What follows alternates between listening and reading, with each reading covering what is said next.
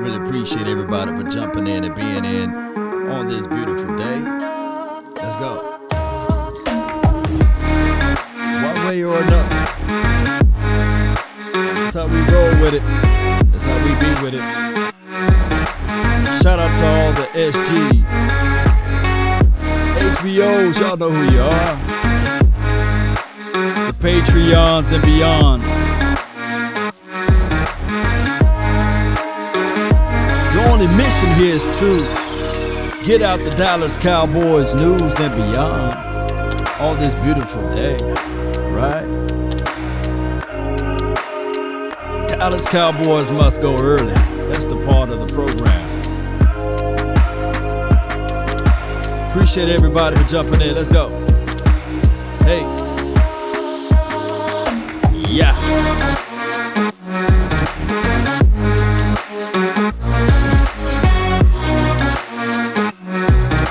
Appreciate those who follow.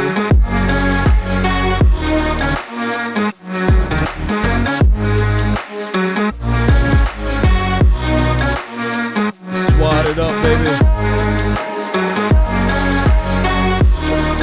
Come on.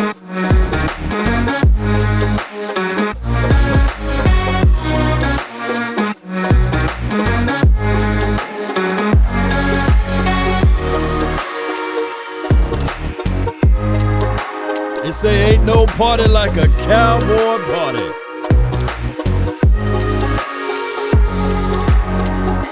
Yeah.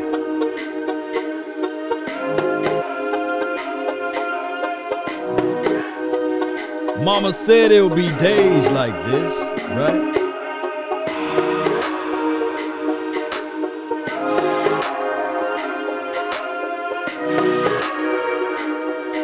Come on. All right.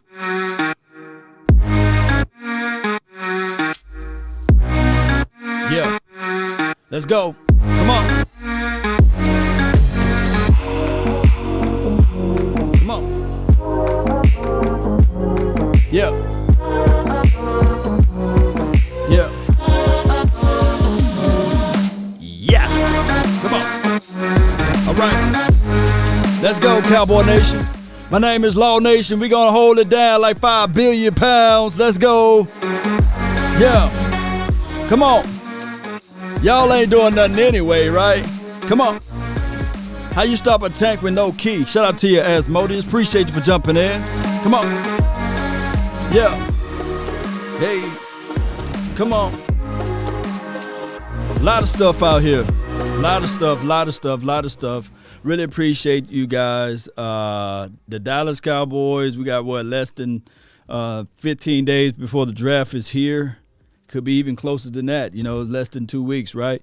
The state of the franchise will change. There will be a lot of different things that go on once you get a person that's on your team. There'll be high expectations. There will be some love and adulations toward a player, and that's rightfully so. It will be one of those situations where as we, Cowboys fans, we've been waiting for this moment, right? We've been really looking back since December, November, some before that time frame of saying, hey, we need to get this guy, we need to go get that guy. This person can flip the organization all the way around to the best position, right? We've been talking about this stuff going back and forth of being expert evaluations from the couch, right? Even from this chair I'm in, we'll look at a player and we'll kind of judge the player. We'll put him on a pedestal. We'll knock him down. We will over-evaluate. We'll under-evaluate. That's just how it goes, right? That's football, baby. Hey, they say any given Sunday for a reason. And it's the same on a collegiate level, high school level, middle school level, Pee-wee level, right? It's the same. It's the same song and dance. Shout out to you, Chuck. Appreciate you for jumping in. I really appreciate you, Asmodeus, William Burney. Appreciate all of you guys. George, shout out to you, John. I see you over there. Lorenzo's over there, man. I really appreciate you. Italian, the Stallion, Cowboy, I see you. Jacob, appreciate you. And Miss Jessica, thank you for jumping in and putting out the fire. I love it. I love it. So,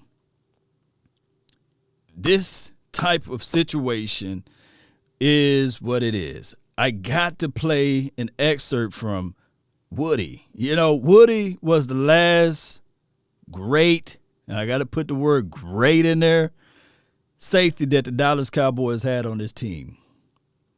And when he was talking about his point to 105.3 to fan, Woody was basically saying that if you want it, you got to go grab it early.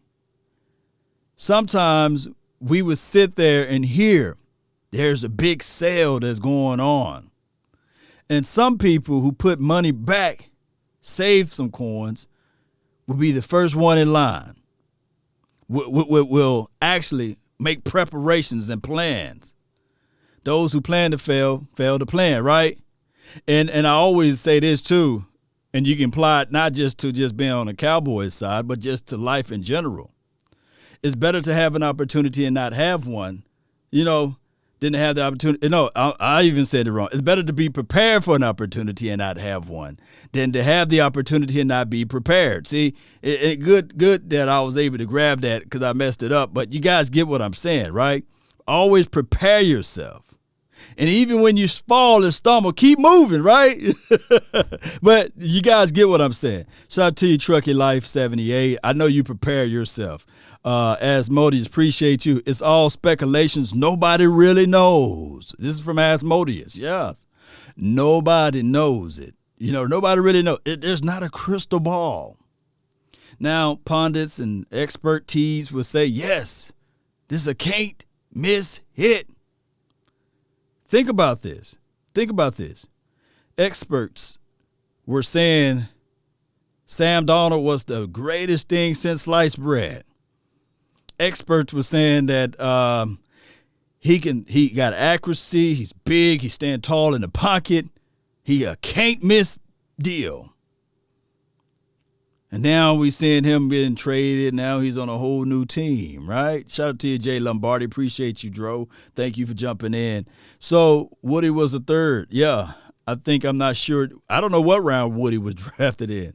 I just know that he was converted from a linebacker to a safety, and he played lights out. And he helped elevate that team.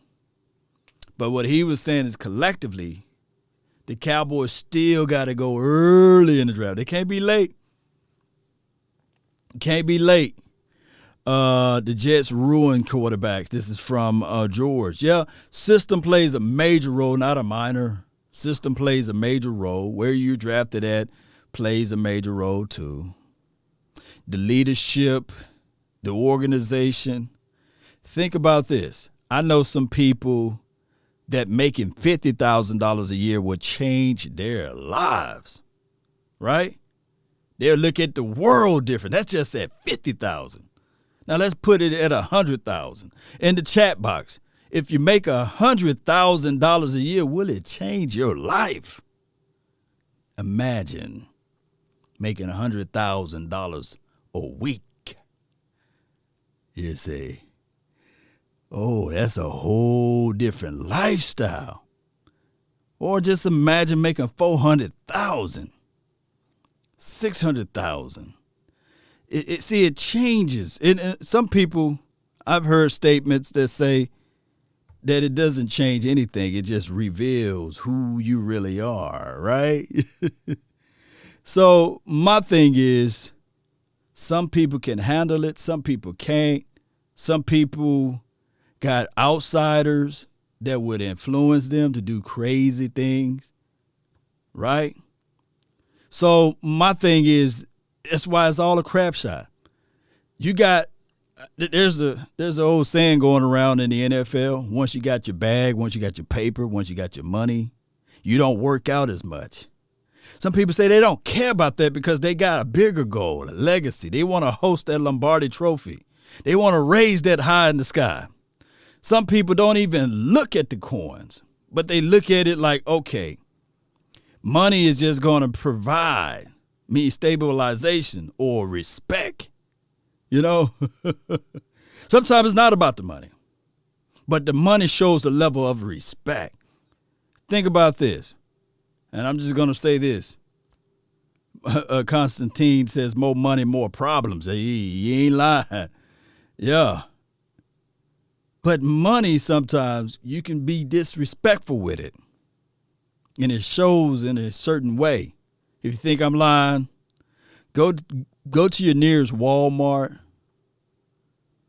dollar store, Target. We call it Tarjays in certain locations.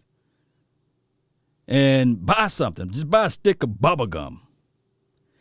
And get the $5 in your hand and crumble it and throw it at the cashier's face and say, hey, keep the change. Let me know what kind of reaction she gets. Let me know what happened to you. But you'll say, man, the bubble gum was nothing more than 99 pennies. She can keep the change. I slapped her with 5, you know. Sometimes money, man, shoot, it depends on how you get it, too. All right, so let me play this excerpt. Shout out to 105.3 The Fan. Want to give them credit. KNC Masterpiece. That's a good name. It sounds like some barbecue, you know. Got a brother hungry over here. Nobody know about those Baby Rays. Let's go. Let's listen to Vince. Jerry Jones and the Dallas Cowboys to truly value the safety position again. We have been fighting this battle for years. It has not been going super. Let me know if you guys, y'all wonderful people, can hear what I'm hearing. Let me know if you guys can hear that. Give me a thumbs up or something. You know, let me know if you guys can hear that. Yeah. Y'all can hear that good. Well, I think if you want a safety and you feel like you need to fill the void of a playmaker in that position, then you probably have to go get one a little early.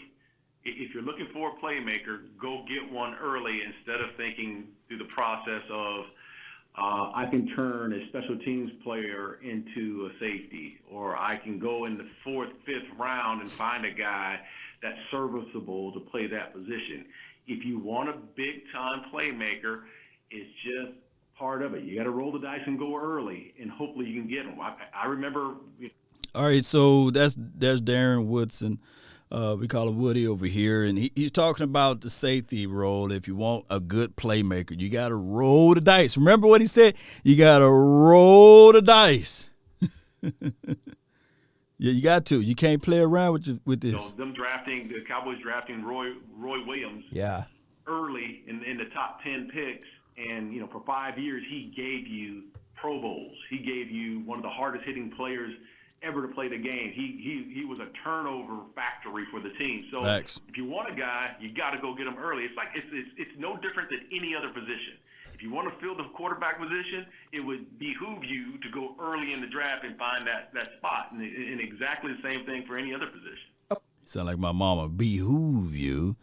And you got to roll the dice. And Roy, I know Roy get the bad, part of it because of the fact that he couldn't cover as well as most. But it wasn't his fault that the NFL decided to change some of the secondary rulings. Remember, when he was first drafted, you can have physical contact down the field. So all of that stuff changed when your DBs are no longer can get physical beyond 5 yards, and it became more of a pass-happy league right in between the time frame Roy got here, and that's when you start seeing your rangy safeties. But if you go back and look at some of the earlier tapes of Roy, you will actually see turnovers, takeaways, wide receivers, some tight ends sitting there saying, no, coach, no, you gonna sit me across the middle? Nah, dog. No, man. Come on, man. That boy right there, number 31, he's smacking folks. And you know how you know when you're playing good, in Dallas area when they start matching you with celebrities. They said, man, Roy, you playing so good, we're going to hook you up with Kelly Rowland, That's what they do out here in Dallas, You start making good plays and stuff, they're going to find you a wife. They're going to find you something that's doing some stuff too, So Roy was smacking, yow. And when they got more into a, what do you call it, not a PC, but a pass-happy situation, you had to coverage. You got to cover more. Okay, and that might kind of answer this question then, because I was curious, and we're going to talk about the event you got going down right before the NFL draft in just a minute, but how important is it to have that playmaker at the safety position? Because I have to admit, when we talk about that, that is not usually a position that people list playmaker at the top of their list. Absolutely, and rightfully so. I mean, when you look at some of the guys over years past, specifically at the free safety position, the guy who can really turn the ball over, you're looking for the Ed Reeds. You're looking for phenomenal players that have ball hawking skills, and they don't come a dime a dozen. So I get it. Facts. I get it. But there are also options like you don't have to just look at the safety position. You can look at a guy like Patrick Surtain, who's I'm not sure if it's Patrick or not. I remember Patrick Surtain. Yes. Patrick, But you're looking for a playmaker on the outside, maybe at the cornerback position, but you can solidify some of your secondary by going early in the draft. And I'm a big believer in, if there is a guy at the position, whether it be a safety or cornerback, you need help on the defensive side of the ball. There's a difference maker. You go get him. All right, so who all in favor of Darren Woodson saying, hey, if there's a guy that that can make a difference, you go get him. Don't wait for it. That sale is going on right now, Oh, my goodness, they got a sale going on. I'm going to wait, another week or so. By the time you get there, hey, man, you missed out, dog. It's all gone, man. Dog. Has that ever happened to anybody? They hear sales, they hear specials going on. Then they wait too long, and then all of a sudden it's gone, right? Just like the stock market, or cryptocurrency now. Everybody's on that. Oh, I'm going to wait, And then a lot of times people like to watch what the others are doing before they make that movement. Don't trust their own beliefs, don't believe in their own self, basically. Sometimes you got to trust yourself. Get in while the getting is good. Jump on in that thing. Jay Lombardi, appreciate you. Says Slater is a beast. I don't know what film you are watching, George, and Moorridge is solid. Free safety like Grant. Either or are solid. Yeah, that's a great point right there, Jay. And George, appreciate you, man. I love objectivity. We love it when people are able to voice their opinions. Here's the thing. On all of these players, what we're looking for a safety. And I call it just the attitude. I want their mindset to play at least better than Xavier Woods. Can we get a safety that can play at least better than Darian Thompson, right? That's what we're looking for. And we'll be lucky to get 2 starters out of this draft. I know people look at the big number, the 10 numbers, we got 10 draft picks, but we'll be lucky. It'll be considered a good draft if we get 2 starters in a push, right? We'll be lucky to have a dynamic playmaker out of one player out of this particular draft. The draft is a fickle process. It is. So we got to look at players. I know it's hard, but we can't look at them in TCU's system.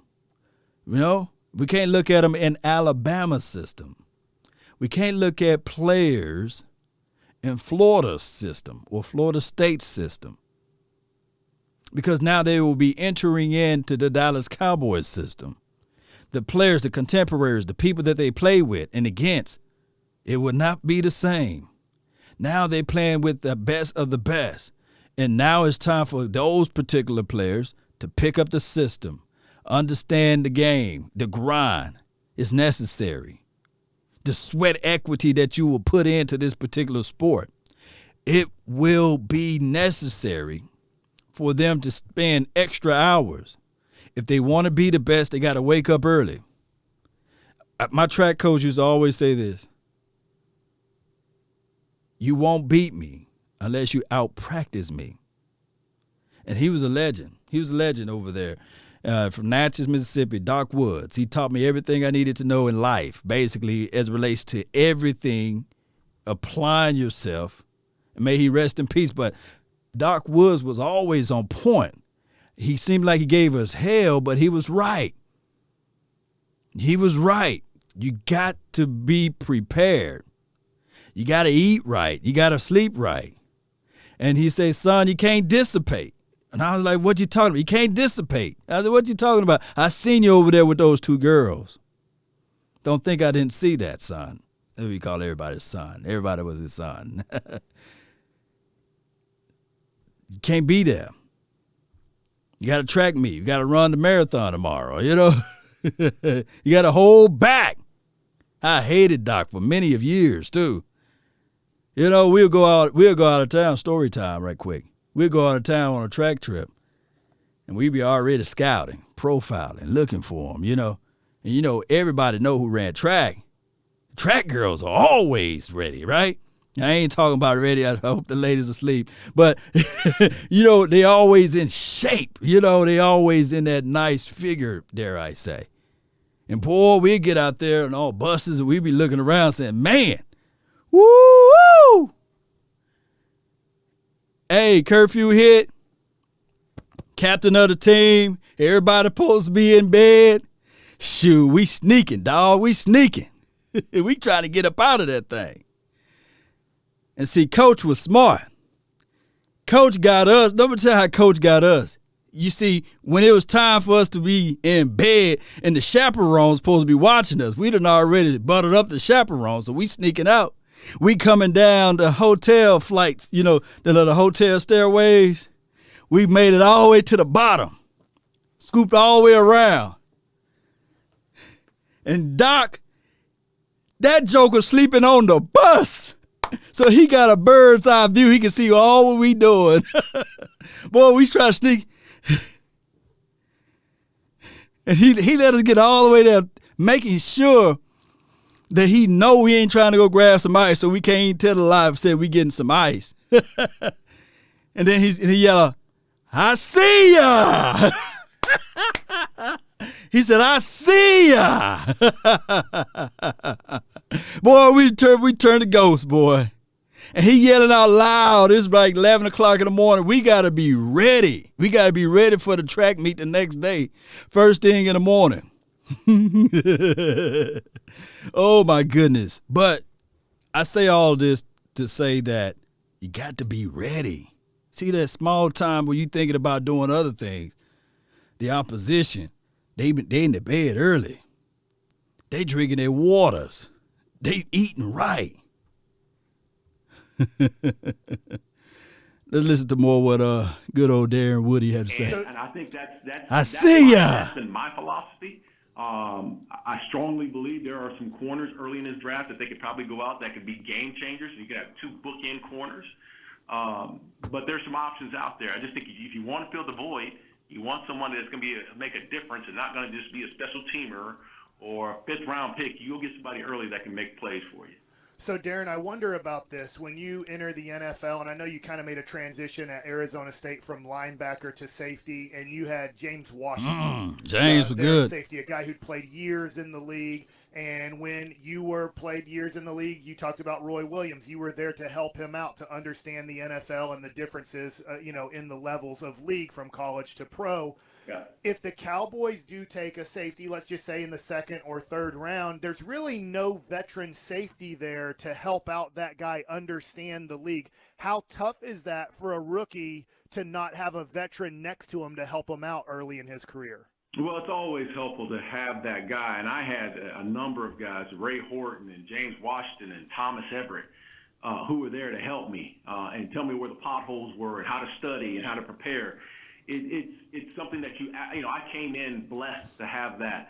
But you look around the league and, you've seen guys that have come in the league at the safety position that didn't have mentorship. Facts. Figured out a way to get there. Maybe it took them a little bit longer to get there, but I had that advantage. But there's a lot of guys that have come in that didn't have the guidance and still established themselves. Look, that is a part of the draft process that you have to go through. If you're looking for a great safety and you don't have that leadership, well, you better do a deep dive to see if this kid is a self-starter. this kid's main focus is football. Football. All the little things it takes that in knowing that you don't have that leadership quality, that he can be a self-starter and help himself along the process. All right, so that was the end of that excerpt there. But Woody is speaking nothing but the truth. Self-starter, right? He ain't trying to climb out of the hotel room, sneak down a flight of stairs, and coach is down there in the bus just sleeping. I don't know. That coach was old. Doc was old at the time. I said, man, this dude don't never sleep, man. But, you see, he did it for a different reason. You see, Doc wanted to win. He wanted to win at all costs. Second place was first place losers, so he wanted that trophy. He did. He wanted that trophy at all costs. And when you lose, oh my goodness, he hated losing more than he liked winning, basically. However that saying go, y'all can put the official saying in the chat. But Doc didn't let you off the hook when you lost. Didn't let you off the hook because he trying to figure out something.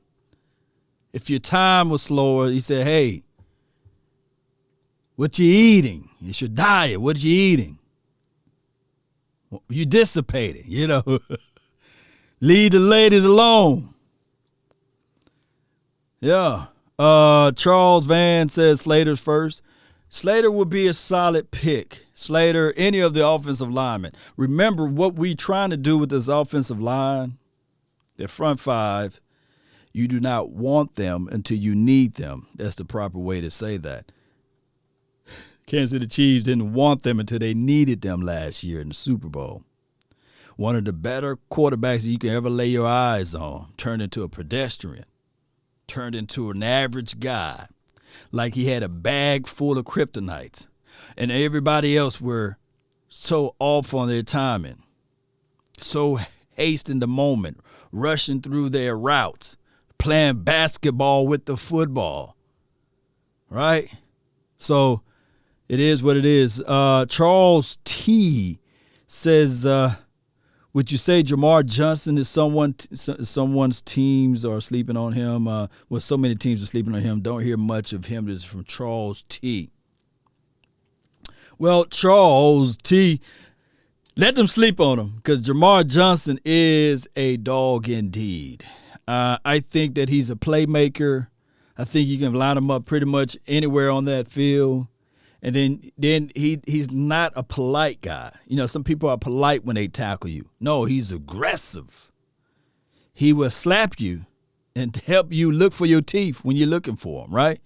I got to put my slap emoji out here. Well, I don't have the emoji thing, but let me see if I can get my slap out here. That's what he would do. He would slap you and say, hey, you got your jaw on the floor over there? Let me pick it up for you. No, and slap you again. That's what he'd do. Appreciate you, Jay Reese. Appreciate you for the $5 donation there to help grow this thing.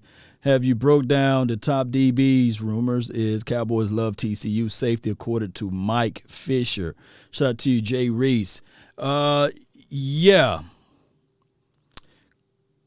DB class. This DB class is so thick.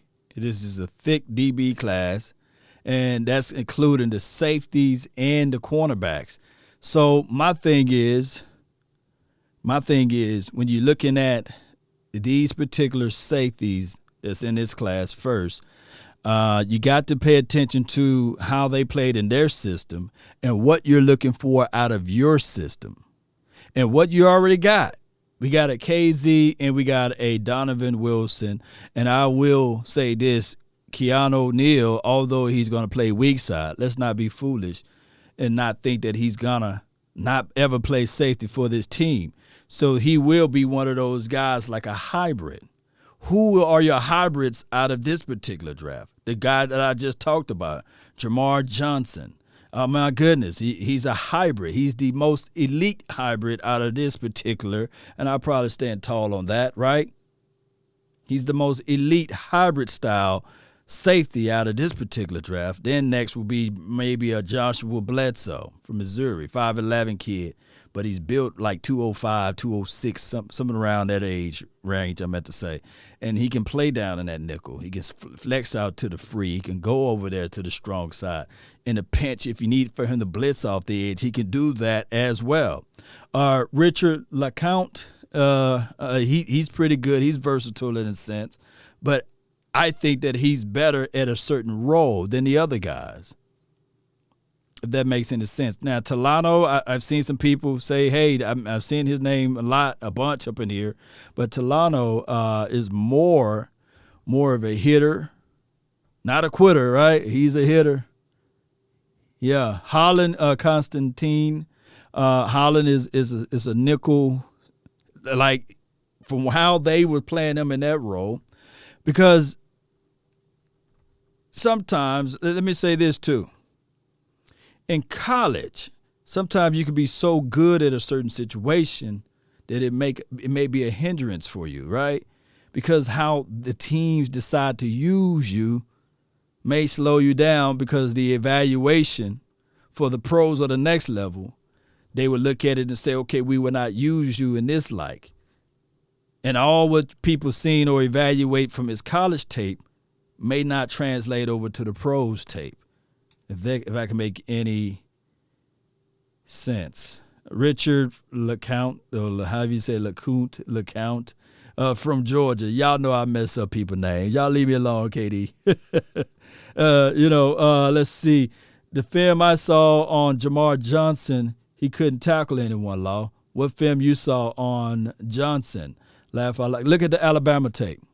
Dave Walker Vaughn. Look, here's the situation.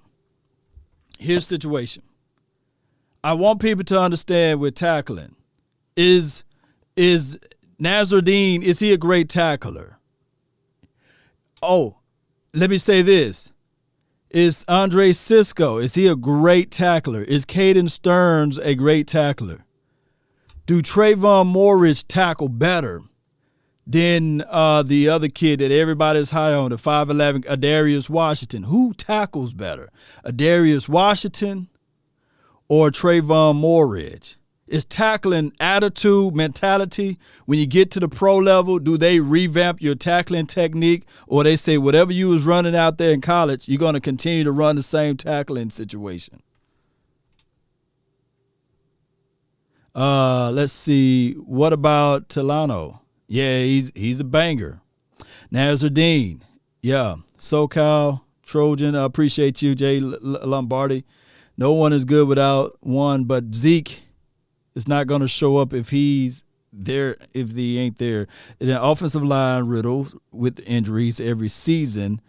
It takes time to start drafting studs again. Okay, Jay, I feel what you're saying. That was a difficult one there. I trade my second for J.C. Jackson from New England, move back into the first, and hopefully the Jets for the 23 and the 20 for the 34th, and get Morridge and McNeil, and we have 3 starters. I thought I read an excerpt today that J.C. Jackson, he actually signed a deal. I think he actually signed a deal there. Ahmad says Washington tackle better and he's smaller. Okay. Here's what I want people to do.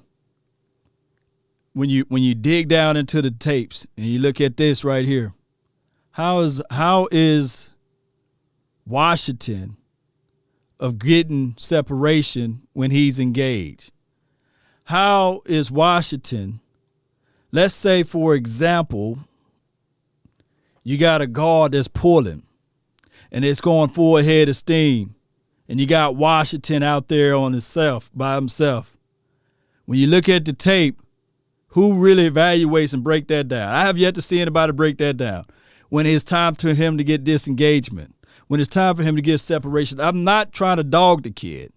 I'm not trying to say yes because he won a 4.6 40 and his film on the tape appears to be faster. When you go to the actual game, you can see him making plays, but his 4.6 40, will that be a hindrance? Because we've seen players before, one of the greatest cornerbacks for my time frame, You already know Everson Walls. He didn't run no 4.4. He didn't run no 4.3.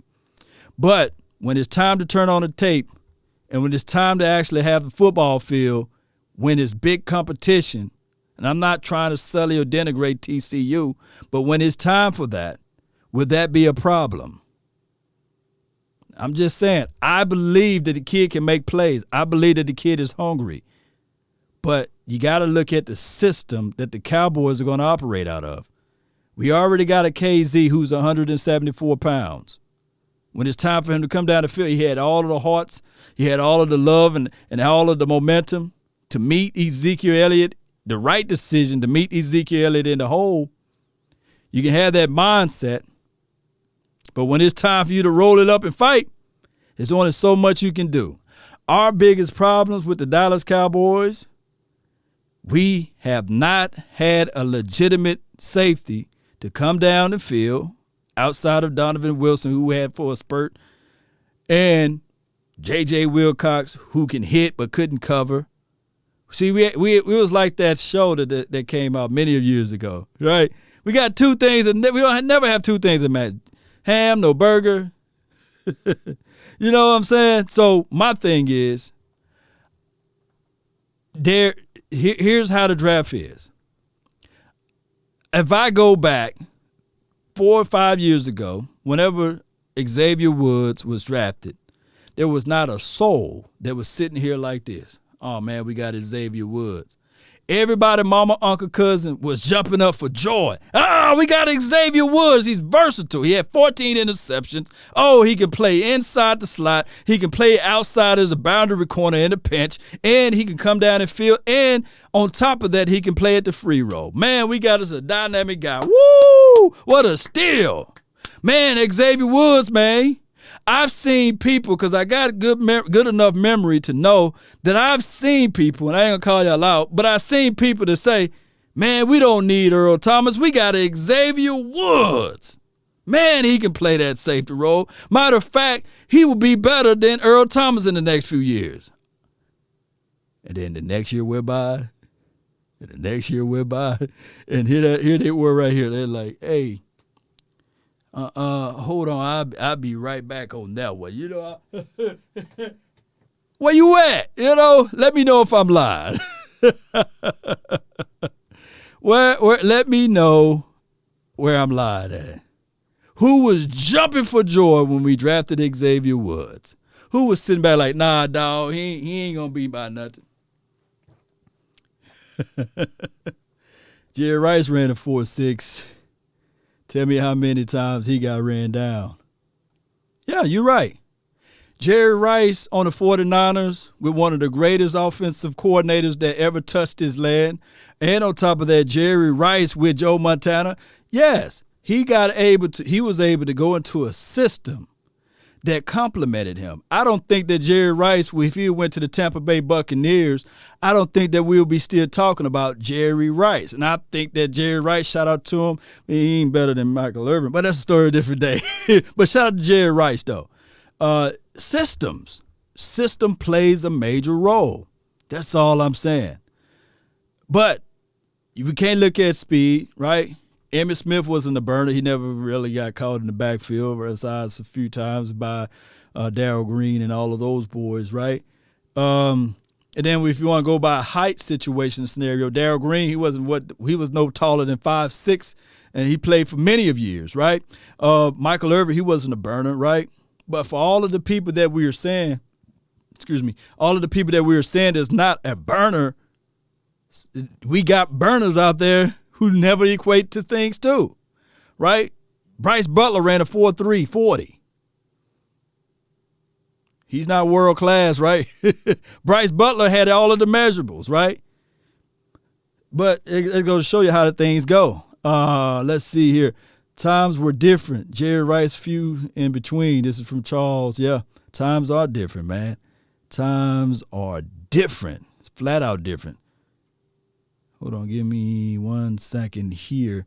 Bear with me for 1 second right quick. Not that one. I'm going to play this one right here. Give me 1 second.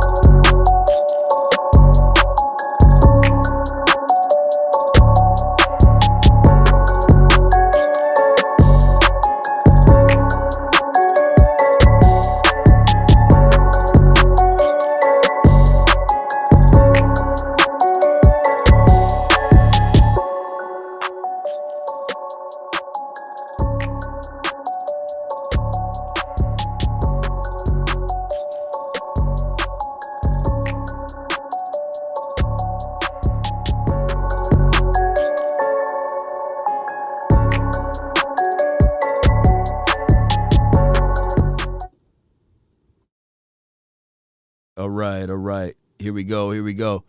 I got the other audio load. I had to go upload the other audio here. So we got it here. Let me see. The next topic was, could the Cowboys trade a certain player and draft a wide receiver? That's the next topic there. So would you guys be willing to wait on another trade scenario? Let me read some of your comments. Let me see if I can get the comment deal up here so that you all can always revert and go back to the comments. Here we go. Yeah. Bam. There we go. Let's go over here. Let's see what we got here. Aaron, it says, hey, Law, two-part question. If both Mekhi Parsons and Patrick Surtain, the number 2, are still there at 10, who do you take? Second part of my question, who is better game changer and an impact player? I say Parsons. All right, so it's a twofold question there, Parsons versus Surtain. The Cowboys just made a move on Neal, right? They have very strong love for LVE and Jaylen, who is a business partner of Jerry. We don't know who's going to be the other cornerback, the other defensive back on that island there. And I don't think that Jordan Lewis got that longitude and latitude. Reggie Robinson, we don't know about him, right? Anthony Brown, we just see him as a slot guy, and he played decent as the outside corner. I'm looking at it like they looking at the cornerback, 6'1", close to 6'2", Patrick Surtain. It will be more of a sell technique to sell that to the Joneses because Trayvon Diggs had a wonderful first year. So they're going to roll with Trayvon Diggs and Patrick Surtain. They will go with the cornerback.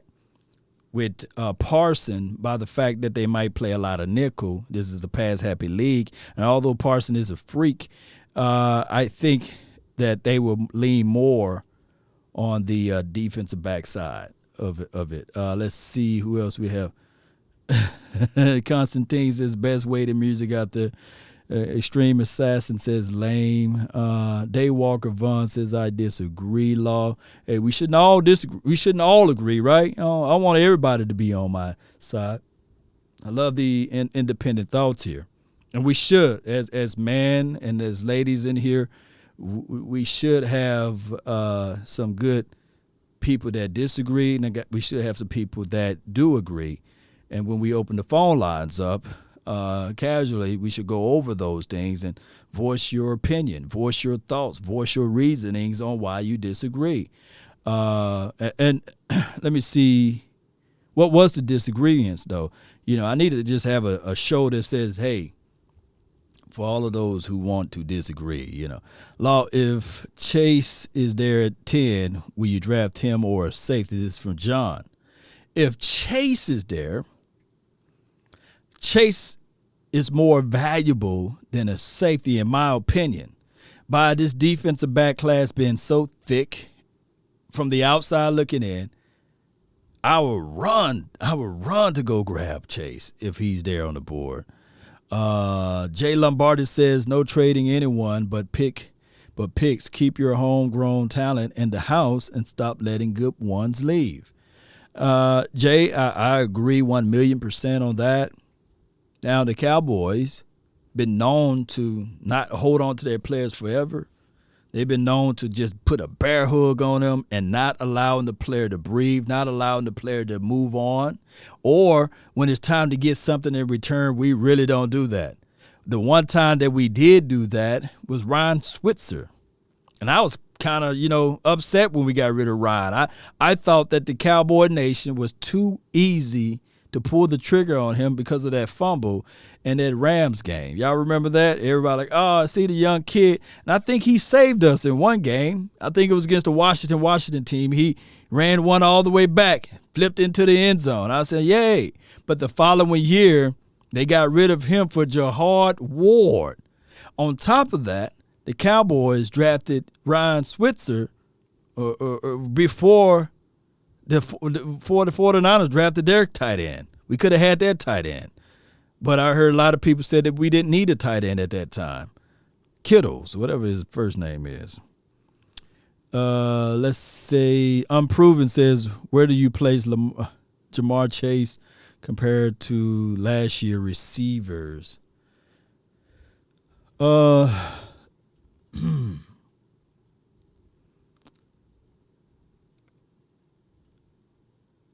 like Lamb. I like the Justin Jefferson kid. Ruggs was up there. Jamar, he would have been up there, man. Matter of fact, I think that some people would pick Chase over Lamb. But Lamb is our guy now. He's 88, and I think that he's bigger, he's stronger, and he's just so elusive yards after the catch guy. And I think that if we get a chance to see Lamb a full year with Rain Dakota Prescott, it's going to be trouble. Let's see here. First round tight ends have not done well. This is from Charles Van. I agree. There was a time where first round running backs didn't do well for a long spurt. And it wasn't until Todd Gurley came about, and then Todd Gurley moved over to Ezekiel, and now they said, okay, we can start drafting first-round talent as it relates to running backs now. But normally running backs used to be out of the first round.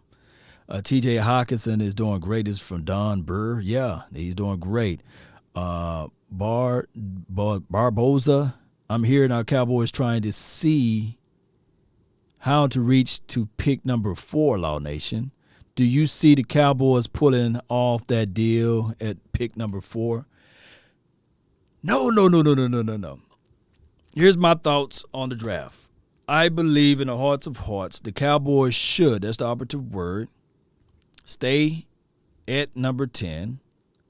Draft whoever's there at number 10, the best player available. If tags are touching on players, you lean on the defensive side because that's where you was worse at last year. But if tags are not touching, if it's the offensive player, if it's the offensive line, that's how your board goes. You grab the offensive line, don't think about it twice. And if it's somebody, dog it, that you really want, you got 10 draft picks. You can't be greedy. You can't hold all 10 of them. You got to wheel and deal. So with all of those multiple draft picks, you can trade back into the first round and scoop up your other player. I think that the Cowboy Nation will still be happy if we go grab a Slater and go back into the first round and grab a Horn, or go back into the first round and grab a Greg Newsom, or go back in the first round and grab a safety. So, well, I think that you can wait on the safety a little bit, but that's a story of a different day. But that will be an aggressive approach, but also a wise one.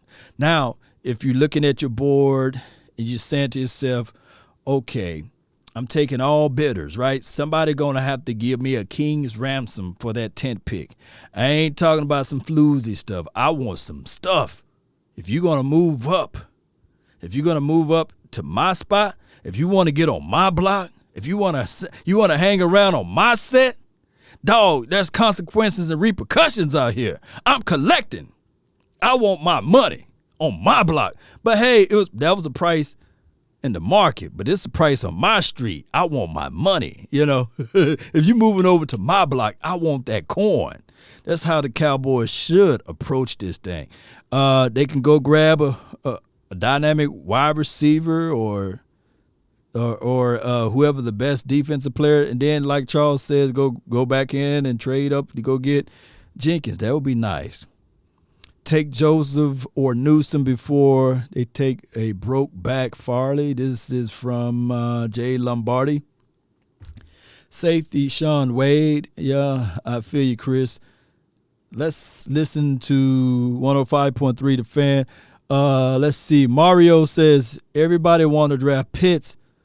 But let's see. But these are the same fans that was complaining about the defense last season. I don't understand some fans. This is from Mario. Mario, not Luigi, but Mario. Appreciate you. Here's the situation, Mario. What were we complaining about the defense about? Was it necessarily the defensive backs? Was it safety play? Or was it interior defensive front? So I'm gonna let that settle for a while. Who with the 10th pick going to stop the Cleveland Browns from rushing 300 yards? Will somebody say that will be a strong reach if you go draft J. Tuafile with the 10th overall draft pick because you need somebody to be a run stopper? Or the Levi kid from Washington, will you draft him at 10th overall because you say, hey, we need to stop the run, and then with the 10th pick, I know for sure I can get the best run stopper out of this draft with the 10th. I can go get Tommy from Ohio. Or I can go grab Aleem McNeil with the 10th pick.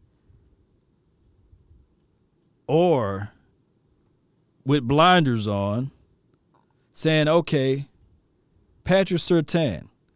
If we insert, let's do this. If we insert either Patrick Surtain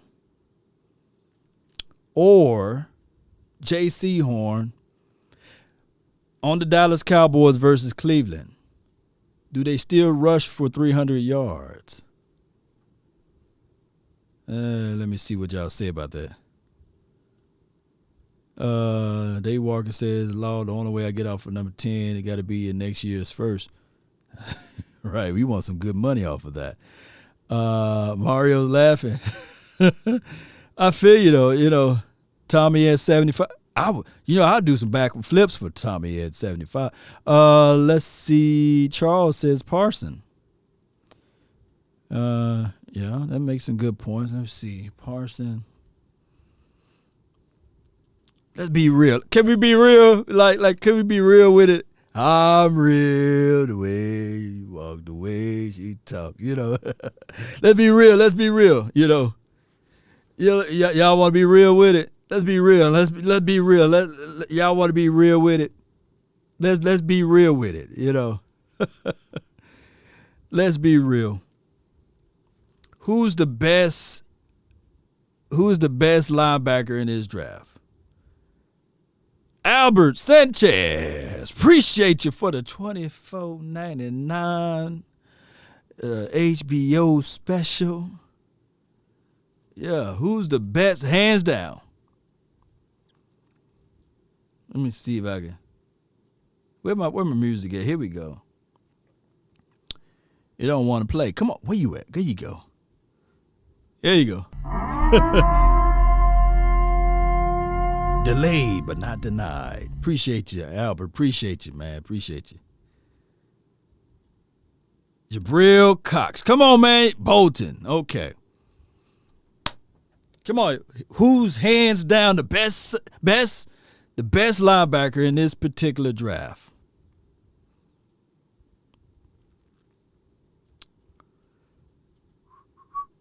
Okay, I'm going to go with Constantine. He says Nick Bolton.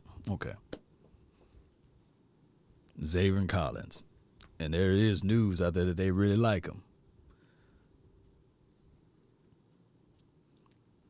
Y'all think they going to really get playing time over LVE, over Jaylen, over Keanu Neal?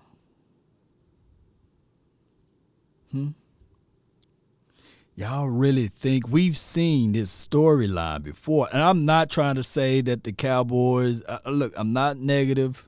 I'm just trying to call a spade a spade. Micah Parsons, Aaron.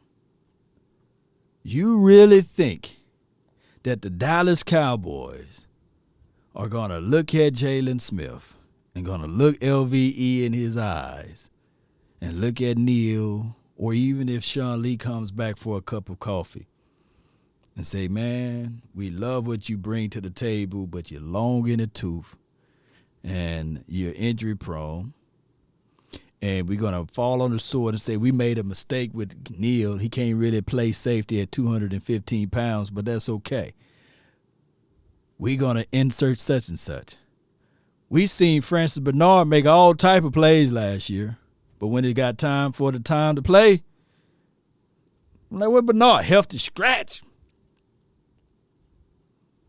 We seen the Bradley and I. We was like, man, healthy. I know he's the edge guy. Healthy scratch. Tristan Hill, his rookie year, healthy scratch.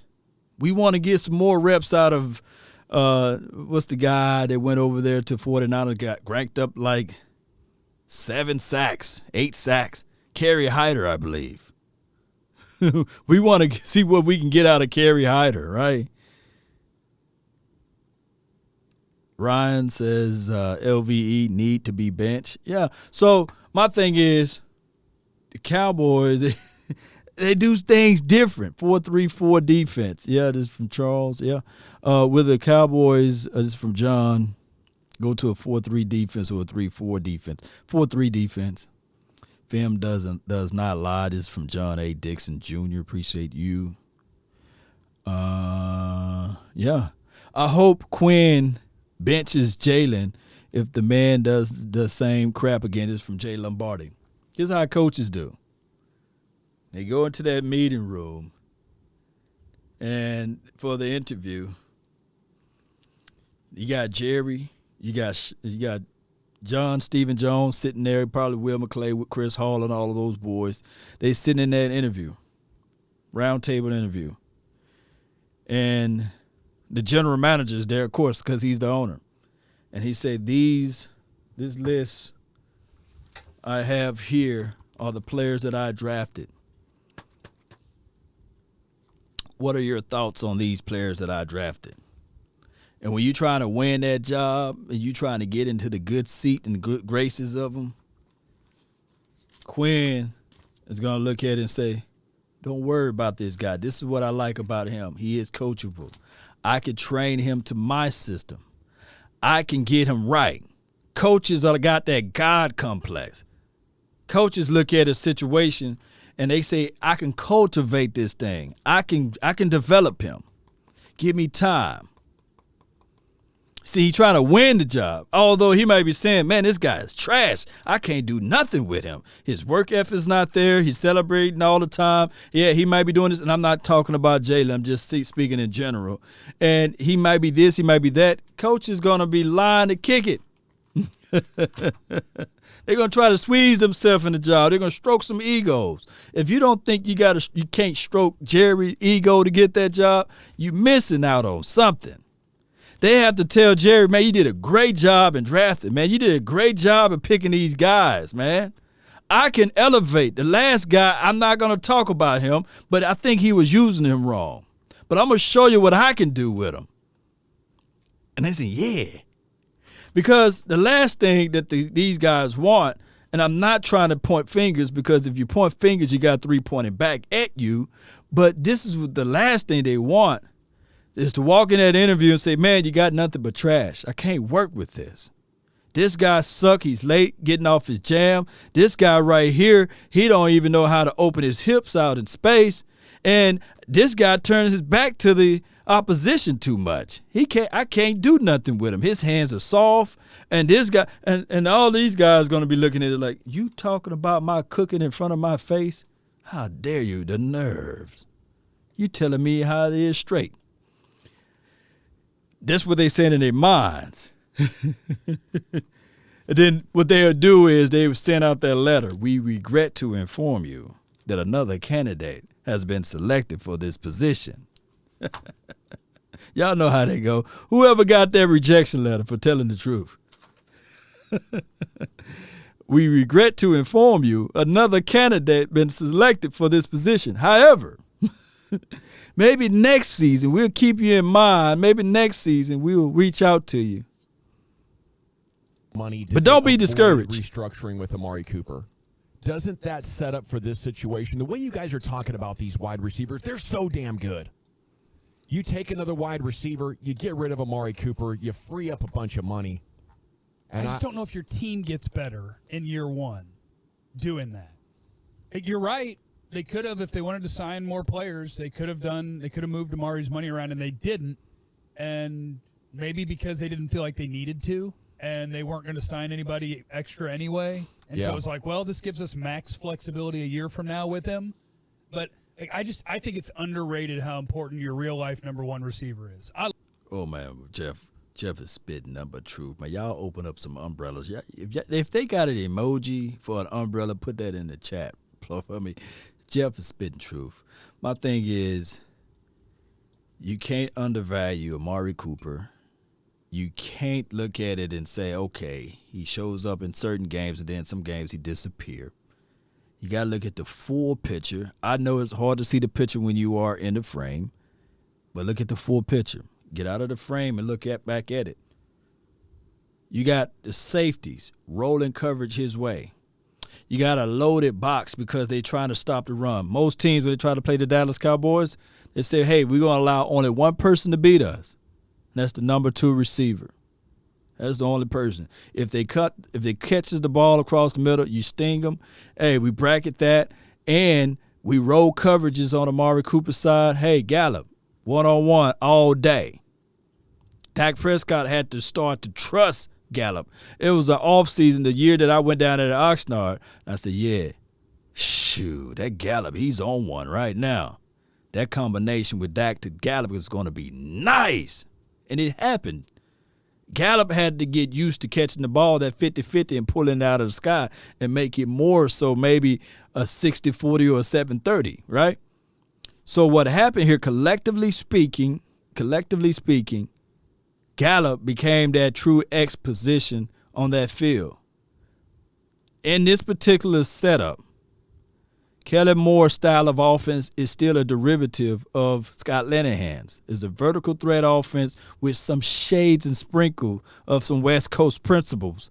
Now, we see some motion before the snap or what have you, but it's still vertical routes. These are not your out routes or what have you. These are not designed routes for underneath and digs underneath and these sorts. It's not that, because I don't see that. I see still shades of your ex-dominant receiver vertically taking it up the field, and in a pinch, that receiver will be one-on-one on the outside because he lined up isolated by himself, and he must eat.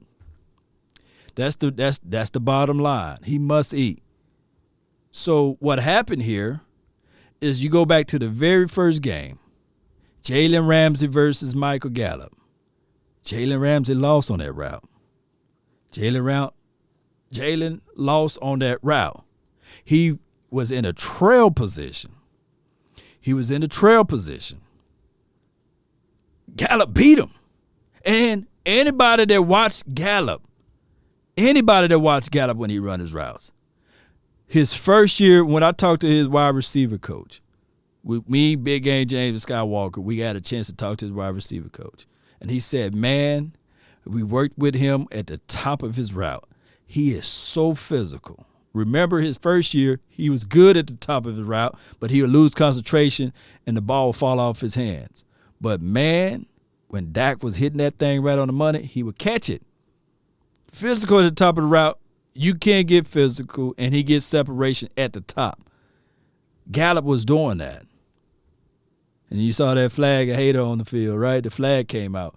But my thing is, and of course, the Jaylen was acting in these sort of things. I'm talking about Ramsey. But if you say to yourself, okay, let's now remove Amari Cooper off this situation. We don't have enough evidence, whether it be college tape or NFL tape, that CeeDee Lamb can live on the outside, right? And I'm not saying that he can't, because I think the kid is dynamic. I think that he can eventually play the same role as Gallup, but there will be a whole nother year of growing pains. I don't think that right now the Cowboys should move on from Amari Cooper and bring in another receiver that's going to have to go through some growing pains. And I guess you will flip Lamb to Amari Cooper's side. I guess he'll be Amari Cooper's role. And I guess you would take I guess whatever wide receiver, Devontae Smith or Jamar Chase, which will be nice, and you'll put him in as a slot situation. Because I don't think that Gallup, the way he runs routes, that he runs from the inside, he's normally just on the outside by himself. And that's a whole year of the quarterback got to get used to the receiver, get on the same page.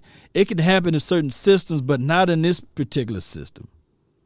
I don't like that look. But if you're doing it for contract sakes and you're saying, okay, I can get some more draft capital for Amari Cooper and not pay said Amari Cooper or get away from his contract, I don't know about that, man. You burned a first-round draft pick to get Amari Cooper, right? Yeah. Let's listen to more what they have to say, though. Let me rewind so you guys can get a full grasp. I was just talking too much on that.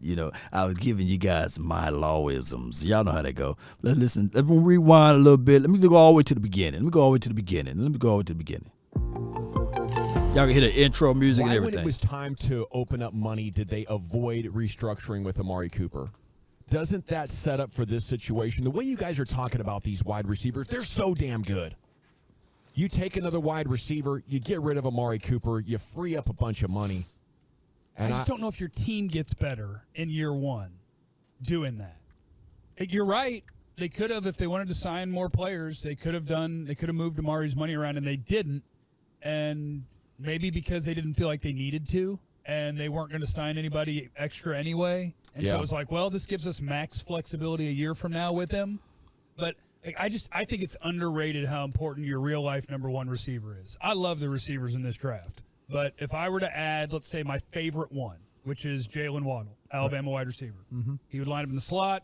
He is a blur. You can't cover him one-on-one. It's not humanly possible. There's no human in the NFL that could cover him one-on-one. Wow. I still want Amari Cooper on the field with him. I still want a real-life number one so that now my game-breaking speed guy is not the guy that you get to put all the attention on. To me, Amari Cooper is super valuable to this team. Gallup is expendable. CD's important, but he can play any of the receiver spots. I think Amari's the guy. If you give him up, I think you're giving up the advantage of your awesome offense. Wow. Wow. Somebody give. Yeah. That was a good one for my dog Jeff Kavanaugh, man. Oh my goodness.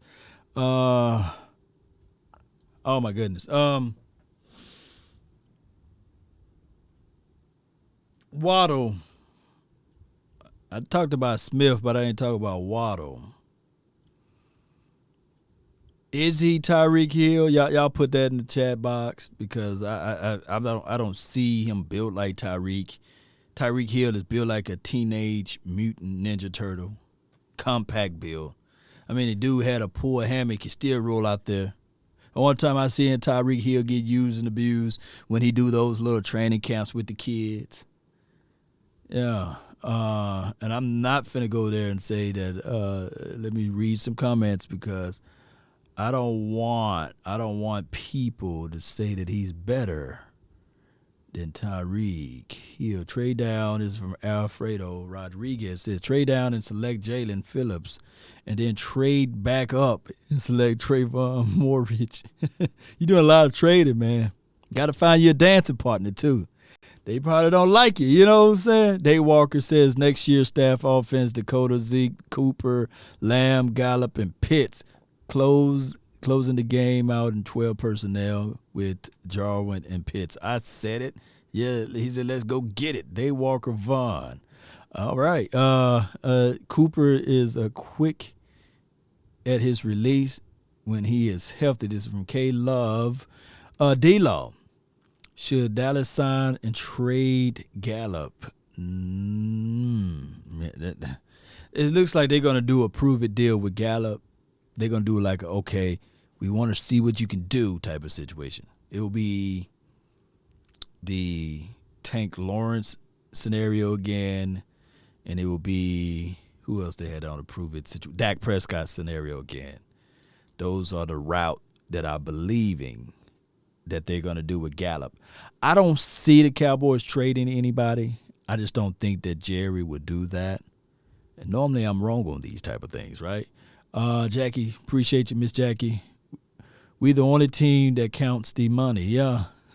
They count that money. Miss Jackie, they some good, man, we got some good money around here. Some good accountants over here on the Dallas Cowboys team or fans. Marcus B says Gallup would cost us 16 to 18 milli. What money are you saving? Law. Well, 16 to 18 milli will be low-key a discount because the NFL just signed $100 billion, let me say that, $100 billion Amazon TV deal. I got a notification from Amazon. They're trying to do some new things with the NFL. They're going to start airing games without broadcasters. That's saving even more money, right? And they're getting more revenue. Think about this. A broadcaster, let's say, for example, Tony Romo. He's making anywhere north of 17 to 18 million, right? If I don't have to pay somebody that's money back in my pocket. I can do R&D, I can do a ton of things with that money. And they're going to put the game out there, and it'll just be live audio, like documentary type of style. That's going to be dope. That's a brilliant concept. Amazon is changing the game. So all of the games that they're trying to do, they're going to roll out a plan that is going to be streaming. So let's say we get tired of hearing Joe Buck and Troy. We can go to Amazon, turn on the same game, right? Because if they have rights to it, and you can just listen to the players. Down, set, hut, hut, up. God dog it. Oh, he's at my feet. And I think they stole some of that concept from the XFL, right? We hear when they was calling, the play that was in the huddle. That's going to be dope. That's going to be flat out dope because you don't hear the announcers or anything. And Y80, we gonna be learning a lot of football and plays and stuff like that. That's gonna be dope though. Let's see here. Still have a salary cap. This is from Charles. Yeah, you still have a salary cap, but that salary cap is gonna be huge. It's gonna be big, man. It's gonna be big. The cap number is gonna be big. But I feel what you're saying. There'll be too much money to pay Gallup. And without this and that, I feel you. But teams do what they want to do. Teams do what they want to do. Can you rewind live plays? It's Jackie. Maybe so, yeah. You can rewind. Amazon, I'm going to have to find the link and I'll send it out to you guys. But Amazon is thinking outside of the box. And think about this. Amazon already is on it. Look, I can order a trampoline from Amazon and it'll be here tomorrow. At 8 o'clock, he has somebody knocking the door. And then you open the door, they gone. They driving off, and the trampoline box is in my front door. That's how crazy and fast Amazon is.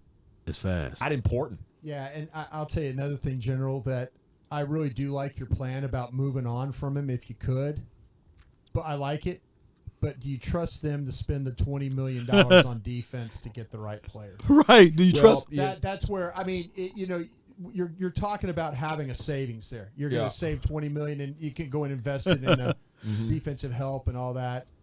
It scares me when you start to talk about investing money into somebody that way. And it might be a foiled plan because anybody that you're trying to trade him to has so many wide receivers available now, and they just got through free agency.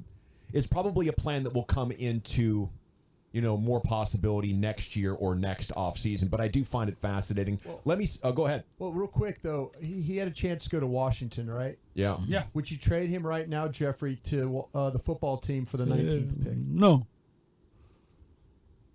That is a great question. Hell no. Long term, it's probably a good idea. Short term, it's probably a bad idea. So the answer is your plan to win the Super Bowl this year? And I think it is. That's your plan. Win the Super. I've been like, you get nothing.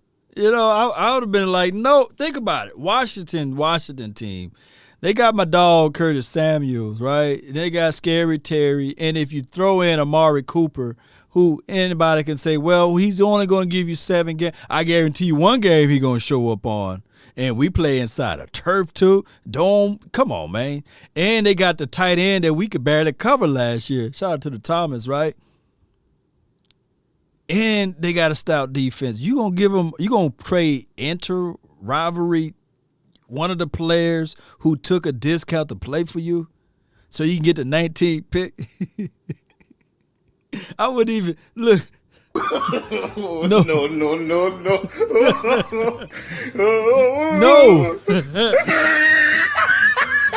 You can't do that. Don't y'all know how much we will be giving away? The Washington team will be like, when they get the phone call and they say, with the 19th pick, the Dallas Cowboys, we can get Amari Cooper, Scary Terry, and we got Samuels, and they got somebody else. I forgot his name at the tip of my tongue, and they got Thomas. And we got to play him twice a week. Yeah, we said we saved some money, baby. We got the 19th pick. That's Look, the 19th pick could be Taco Charlton 2.0. Knowing us, man. No. Let me play it again. Just thinking about it. No. No.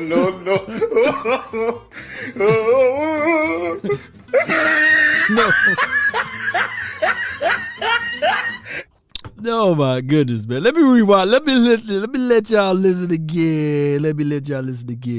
He had a chance to go to Washington, right? Yeah. Mm-hmm. Yeah. Would you trade him right now, Jeffrey, to the football team for the 19th pick? God, Jeff. I wish I could show y'all This the is a picture, great Jeff. question. He like, Long term, it's probably a good idea. Short term, it's probably a bad idea. Yeah. So the answer is your plan to win the Super Bowl this year? And I think it is. That's You your can't plan. win the Super Bowl this Is year. that your plan? It is their plan. You're right about that. your plan Yeah. should be win the Super You know, Bowl, there's baby. What's the smart thing to do, and then what are the Cowboys likely to do? I think is the exercise. I don't think they would trade him, though, in that situation, though. I just thought I'd ask, but to me, I think he was your best player on your team last year. And in a year of, when guys aren't playing, with Dak not playing and the tackles not playing, he was the one guy that, some of those things that we were worried about him on the road, people shutting him out, him not being ready to go, I think that he kind of put a lot of that on the back burner, the way he played overall, dealing with all those quarterbacks and stuff like that, the way he played. I mean, you're not confident that a CD Lamb and one of the receivers you take and Michael Gallup, you're gonna have a great wide receiver core, A young one. and maybe Amari Cooper's upside is 10% better than what those guys can bring to the table. But as a collection, you're so damn good. You're gonna find people over and every time you drop back, and I'm thinking, pick up an extra pick, save money. It is an interesting deal. The Cowboys. Let me say this, man. You don't trade away your strong suit. You just don't do it. I don't know. Look, I feel what they're saying with the topic, but you just don't trade away your strong suit. Wide receiver core is straight. Let's look at it. Like, it would be better for us to approach Amari and say, okay, we're going to move some money around. We can get, I think in his contract, it's enough room in there to get about 12 to 13 million, milli, as they say. And you got 8 on the shelf. And I know you got to pay how much this rookie class is going to cost us, what, 6 or 7 million? So roughly you're looking at 14 to 15 million dollars if you kind of work something out, and somebody else if you move some money around. That's for one more good player. There will be a wave. I know a lot of people are talking about Sheldon Richardson, right?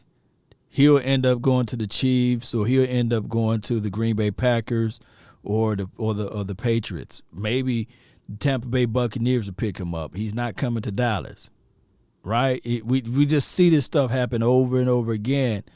we got to figure this out down the line, but you don't trade away your best asset. It's equivalency of looking at that front for the Washington team, and you trying to scratch your head and say, okay, we can get rid of one of the Bama boys, but no, every piece on their front solidifies that front. That's why they're dominant. And I know that it's a different type of argument, but you don't want to start breaking away their identity. Now, the identity of this team, we've been lost for a minute because we don't know. Like, we started off with the Garrett administration as a run-first team, right? A team that's going to run. We chew up the clock, and we play solid defense, bend but don't break. That used to be our identity. Now we got a different type of a coach. We got a different type of culture, too, as it relates to the defense. So we got to establish our defense. The good news, Cowboy Nation, can your defense, or not establish the defense, but establish an identity. The good news is, I'm going to ask y'all, Jim Law, appreciate you. JP, I see you over there. Charles Van and Gerald Evans, John A. and Jessica. Jessica, let me know. I'm going to ask y'all this. It's not a trick question, but I'm going to ask you guys this. Can you establish an identity of a team within 1 year? Can you establish the identity of a team within 1 year? Is that something that takes 3 to 4 years to establish, or do it take 1 year to establish? Let me see. Let me read your comments. I love y'all, man. I really appreciate y'all for watching at this time of night. Y'all can be y'all be getting some libations. Y'all can be at the club, right? But y'all at Club Law, right? Right. Michael Jones says, absolutely, the key word is team. Yes, that's a good one. No, that's crazy. It's from Charles Van. The X-Skins, I like that name. D-line, won't nothing be compared to having our healthy O-line. Yeah, if we healthy versus their, yeah. Amen, Joey. Appreciate you, John. So,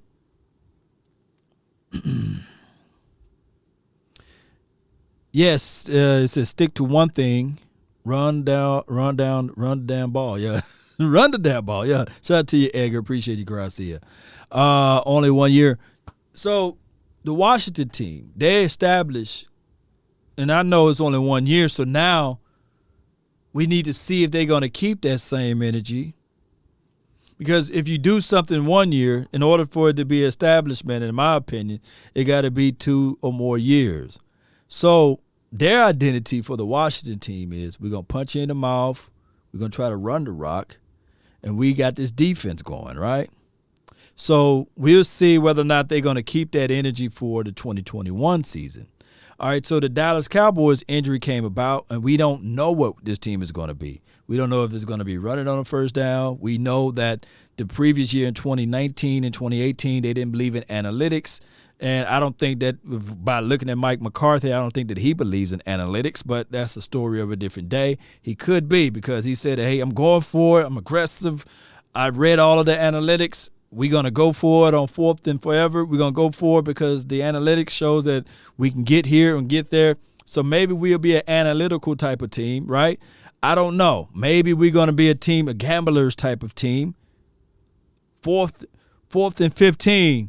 Dak Prescott, he's under center. He drops back. He scans the field. Oh, C.D. Lamb is open. Touchdown. Maybe we'll be one of those type of teams. Oh, it's 1st and 10. Cowboys line up in I formation. He's put the ball in the belly of Ezekiel Elliott. He runs the ball. Oh, he's to the 20. To the 10. Touchdown. Maybe that would be their team. Lining up in I, line up in power, running the ball. I don't know. We don't know. Nobody got the crystal ball. We don't know what this team is going to do. But I do know what the Washington team is going to do. They're going to play good, sound defense. They will try to hit you in the mouth, and they still scrambling for a quarterback. Let's see. Lance Bell. Yeah, let's see. It went away. Here we go. You can introduce it in 1 year and establish it. Yeah, you got to have, like, here's my beliefs on that. When a new coach enter a program, 'cause that's why I like Urban Myers. I'm really going to be watching Urban, what he do down there in Jaguar land, and see what he's going to establish the year one. Now, he's a little slimy, I know, but we're going to see what he's going to establish and see if there's a drastic change from last year Jags to this year Jags, right? We're going to be looking. We're going to be like this. We're going to be looking at them, right? So we're going to do the same for this year. We gave Mike McCarthy a mulligan. So now me, Jesse Holly, when he was on the show, he was saying that he didn't get a chance to see the fingerprints of Mike McCarthy on this particular team. So now we're going to be looking and saying, okay, what changed? What's going to be different from the previous year before that, and previous year before that? Because everything looks the same last year outside of us going for it more, right? Everything kind of looked the same. So we're going to be looking. We're going to be waiting, right? Dak for MVP, get Pitts. Dak going to be comeback player of the year and MVP. Watch. I said it first, right? I'm just playing. Trade Jerry Jones, laugh out loud, Charles. Yeah. I seen team lose chemistry in 1 year. Yeah. Hey. What team lost chemistry in 1 year? Cry, Eagles, cry. Hey, by the end of the year, we was like,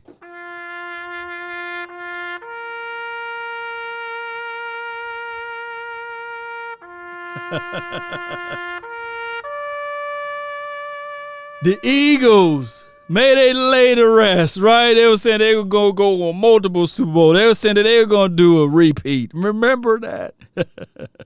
Oh, my goodness. Oh, my goodness. Those Eagles, man. But shout out to them, though. I can't wait to see how they crash and burn this year. Jimmy didn't excel in Miami, to use an analogy. Jimmy J didn't excel in Miami. Are you talking about his collegiate years, or are you talking about his pro years, right? Jimmy Johnson in Miami never had a losing season. And matter of fact, Jimmy Johnson in Miami, they've had 2 playoff wins. Since Jimmy retired, gone off, now he got his Hall of Fame jacket. The craziest thing of it all, Cowboy Nation, since Jimmy retired from Miami, we only got 1 more playoff win than Jimmy Johnson. Ain't that something? That's crazy information, right? But, it is what it is. What chances of getting Jamar Johnson, Jason? I don't know. It just depending on where they value him, right? Can we beef up our D-line like Washington? JP, I think that's, I'm going to just say your last name, the JP. Here's the situation. Washington stank for a couple of years, and they got multiple draft picks. But what I want people to understand, the Washington team and pieces of the New York Giants team, they was drafting. The reason why they got that front that's nasty now is they were drafting to combat against Ezekiel Elliott, because they're looking at like, man, the Cowboys got this massive front 5, and they got this excellent running back that's leading the league in rushing. We got a draft to stop Ezekiel Elliott. We need some run stoppers. We need people that create pressure, get Dak Prescott off his marker, and that's why they drafted their front. They would never drafted that front like that if they didn't have to face the Dallas Cowboys. Think about from their mindset. They're looking at it like, man, the Cowboys, they got a brilliant philosophy. We at the bottom, man. We in the last place in this division, year in and year out. We need to find ways to stop the Dallas Cowboys front 5 and Ezekiel Elliott. We need to beef up. We went and got that Bama boys. They went and got this guy. They even went and got Reuben Foster. They were sitting there like, man, we'll do anything. They even got one guy that shot up someplace, I don't think that he ever got a chance to play it down there, but they was looking at it like, man, we need to beef this thing up to stop them.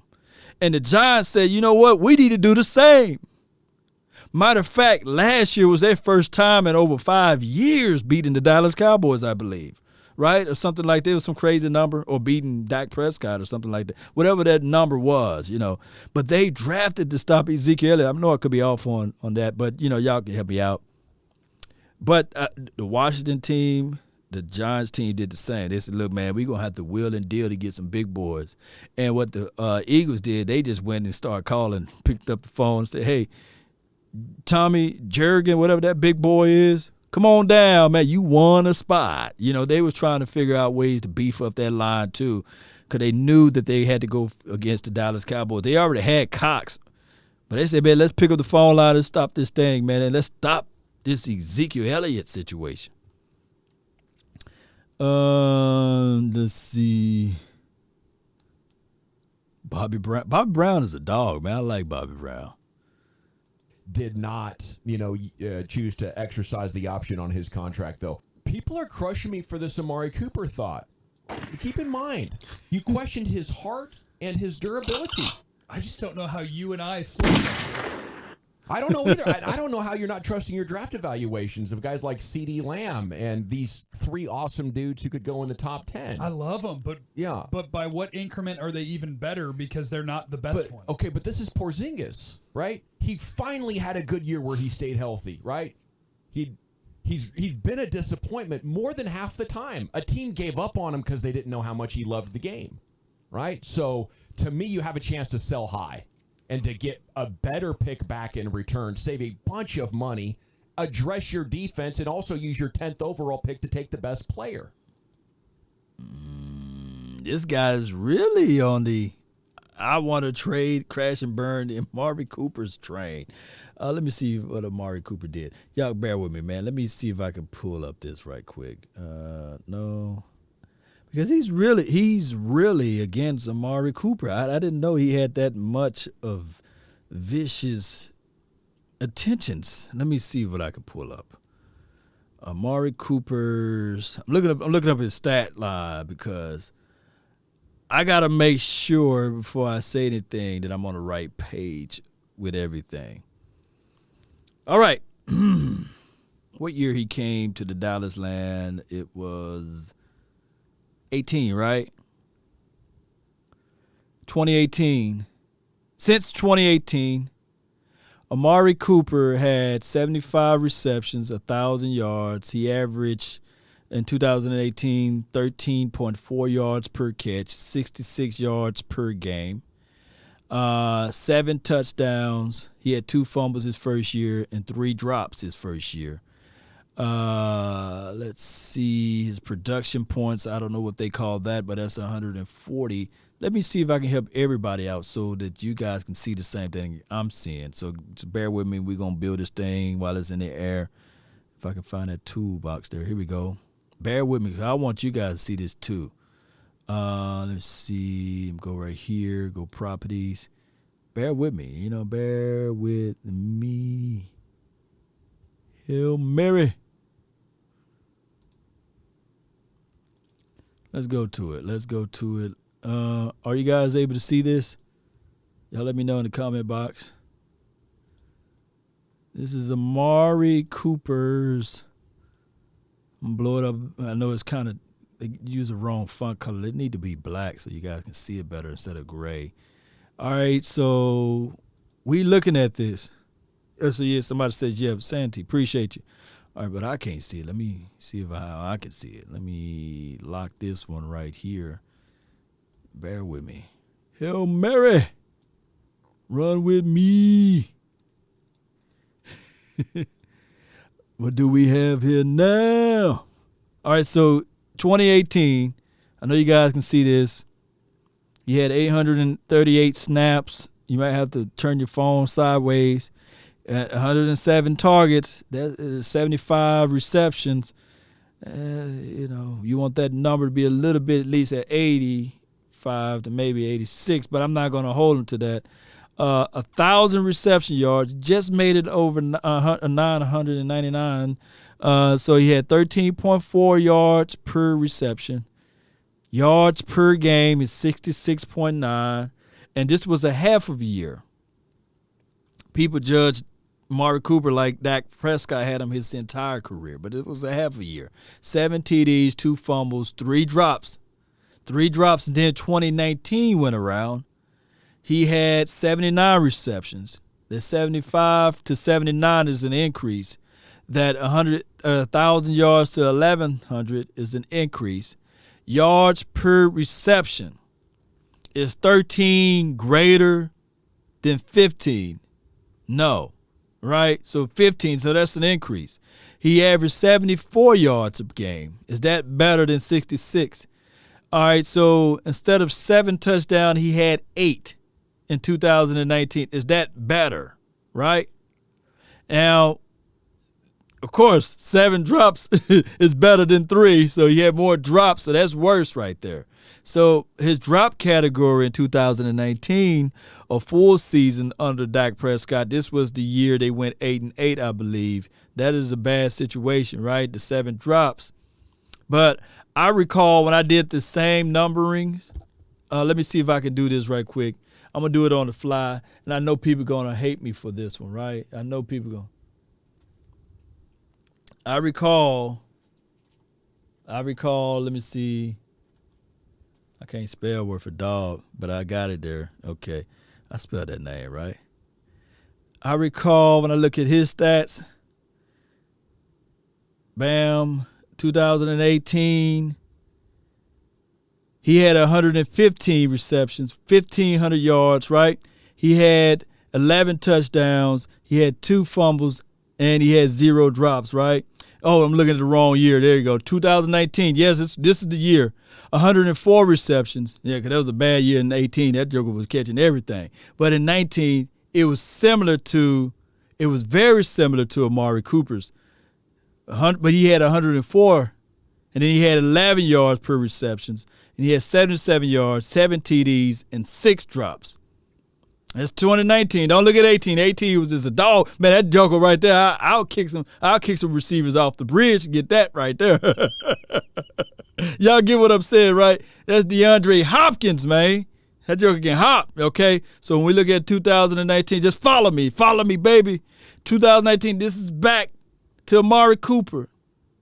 And I'm not saying Amari Cooper is better than a DeAndre Hopkins, right? Because, y'all have to say, Law, man, you must got that hand, dog. You must got that hand. But I'm looking at with less reception numbers and the equivalency as far as reception yards and more yards, what have you, reception and 74 yards per game, 8 touchdowns and 7 drops opposed to his 6 drops because he's dropping, and he had 1 less touchdown. Similar comparison. But I know you got to go by game and all this stuff and who throwing the ball, but all this stuff. But you guys get what I'm saying. It's like if your argument is that in 2019 and 18 he wasn't worth the value of the pick or what have you, that's a reach to me because it's still in the same wheelhouse. Now, we all know what happened in 2020. He didn't have his quarterback. But it's crazy because his production increased even more. I know you guys got to squint your eyes to see this, but that's 92 receptions. That's more than 79. That's more than 75. That was his most ever. And, of course, he had more targeted, too. He was 130. So his numbers went down as far as his yards per game went back to 69, but it was better than his first year with Dak Prescott, and he had 5 TDs and 3 drops. I'm looking at this total right here. If you had your primary quarterback for the remainder of the year, this number would have been crazy. I think that he turned the corner. I think that he's comfortable within the confines of the Dallas Cowboys system.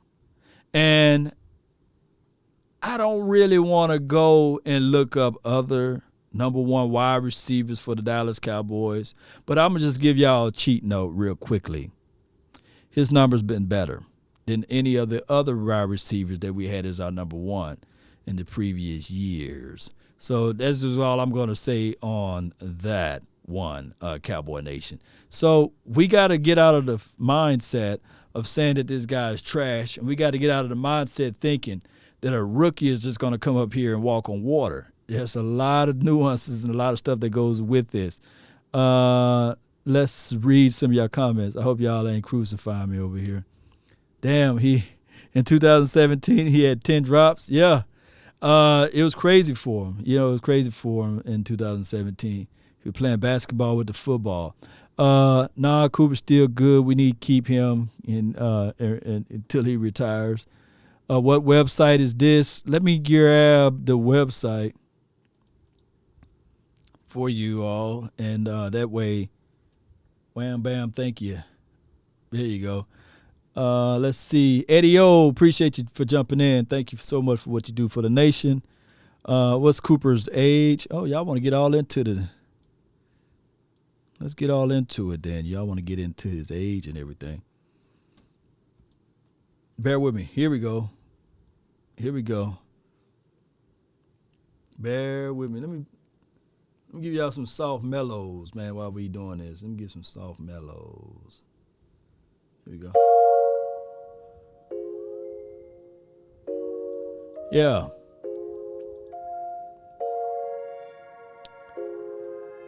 Yeah, here we go. He's 26, by the way. He's 26. Can y'all see that? He's 26. 5-year, 100 million. Not bad. And then if I go over here, let me see how old this man is. He's 28. DeAndre is 28. 7-year pro. Amari, 6-year pro. So y'all get it. Y'all see how this thing goes, right? I didn't know I can look at the age from here. Bam. The age is right there the whole time. Yeah. So, Alabama product, right? So Coop is 26, even younger, But I'm not trying to say that Coop is better than DeAndre Hopkins. We're not going to go down that route. But what I'm saying is that he's our DeAndre Hopkins, if that's the case, And different style of wide receivers, different type of technique with wide receivers, by the way. One is a high point, I'm going to dog you out, aggressive at the top of the route. And then this guy's a nuanced route runner. Whereas DeAndre, let me tell y'all something. Even when somebody's on him, he's open. So he can high point the ball like no other. And he got sneaky feet. And it's like his movement is so smooth when he breaks. And he's strong for his wiry build. He's strong. And Coop, he's just going to cut you like a knife. Smooth off his release, too. But he's kind of boxy at the top. He's not necessarily going to high point the ball, but he's going to shield and block you out the way. I love when that part come in. Oh, come on. Yeah. Upright. Come on. Hey, don't trade Coop. Don't trade Coop unless you're going to ride in a coupe, baby. That CD coming out late May, early September. I hope you guys remember. Let's go. Y'all get it. So, I'm not in the business of trading one of my most valuable assets. Shout out to you, John. Thank you for jumping in. Law, look at Coop's stats against Philly second game and Pats in 2019. 2019, that was a horrible game. It was a game in the monsoon, by the way. And I know I sound like an apologist when I say that, but I think that Coop excels better in a better conditions in that. And if you go back, I think that even Stephon Gilmore said that the plays were already tipped. We already knew what route they was going to run. And as a DB, look, you're looking for every little tendencies that a player would do. And if you already know the route concepts, baby, DB's going to sit back like this, dog. They will sit back like this, and they're going to sit on that route the entire time. And if I know you're going to run that crosser, all I can do is space myself this way, give you that lane, and once I know you finna break, yak him, I could jump right in and undercut that ball. And Gilmore, as skilled and as technique as he is, he can sit on that hip, ride it all the way through. And if he knowing that you're going to be at this spot, yep. So it wasn't like I didn't get this intel and I was saying, okay, yeah. But he done already said it from his mouth, not mine, that he knew which route that they was running and the concept that they was doing. I don't know about you guys, but it's hard to win one-on-ones when people already know it. I think that it was Dez Bryant that was eating up Jordan Lewis, and Dez Bryant was sitting there saying, man, I'm killing you, and you already know which route I was going to run. Y'all remember that clip? Dez was going off on Jordan Lewis. 6'2" Dez going off on a 5'9", 10 guy, right? But y'all get the concepts of it, right? Let's see. And the Eagles game, that was just a horrible one there. I think that if that game was played again under different circumstances, we know what happened with those crazy Eagles. But that's a story of a different day. Shout out to the Eagles, though. I'm glad that they beat us that year, by the way. Mad when it happened, but glad because now we got CD. We wouldn't have had a chance and opportunity to get CD if we would have won, right? Poor coaching and terrible quarterback. Dalton, this is from Charles. Who cares? One game versus Philly. The man is our best wide receiver. Let's talk about the real stuff. This is think Amari is bad. You don't know football. This is Constantine. Yeah, Constantine. Like, man, let's talk about the real stuff. You know, I would say the other word, but they'd take my channel down. You know how they go, right? I think that's 3D chess right there. You could. I think you're taking it hurt. And his durability. I just don't know how you and I track though. People are crushing me for this Amari Cooper thought. Mm-hmm. Keep in mind, you questioned his heart and his durability. I just don't know how you and I flipped on him. I don't know either. I don't know how you're not trusting your draft evaluations of guys like CD Lamb and these three awesome dudes who could go in the top 10. I love them, but yeah. But by what the unknown, are they even better because they're not the best one. Okay, but this is Porzingis, right? He finally had a good year where he stayed healthy, right? He's been a disappointment more than half the time. A team gave up on him because they didn't know how much he loved the game, right? So to me, you have a chance to sell high and to get a better pick back in return, save a bunch of money, address your defense, and also use your 10th overall pick to take the best player. I think that's 3D chess right there. You could. I think you're taking a step back on the part of your team that's how you're going to win. Is your passing offense. Oh, my goodness. CeeDee Lamb, Michael Gallup, and is it Kyle Pitts or Waddle or LSU, man? Yeah, Jamar Chase. Chase, yeah.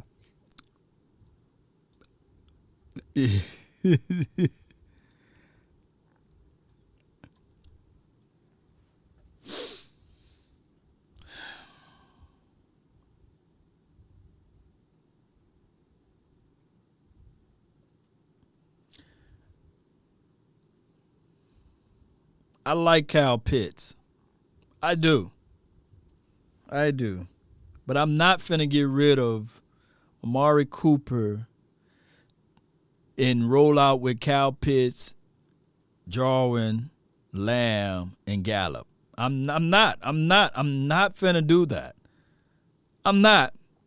And there's nobody that's gonna dictate that particular lineup as it relates to lining them up, lacing them up on that defense. They're gonna play everything straight up then.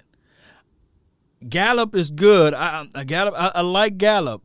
But he's not a player that they're going to say, man, we're going to roll coverage his way. They're going to lock it up, man it up, and say, okay, one-on-one, Gallup destroys you, he just destroy you.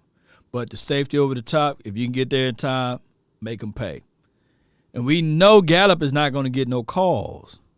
We seen last year, Lamb, he didn't get no calls. And I'm not saying that he's going to all of a sudden get calls this year, but we seen him against the Arizona tape. Look it up. He got murked before he even turned around for the ball, and the officials had Ray Charles vision. Stephen Wonder's glasses on. and I'm not saying that you don't do that just because of those things, but we didn't get a chance all last year to see CeeDee Lamb line up on the outside.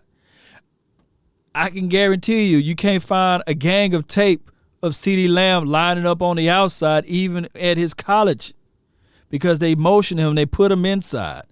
CeeDee Lamb, and I'm not trying to dog the brother because I think that he's brilliant. I think that he's awesome. I think that he's amazing.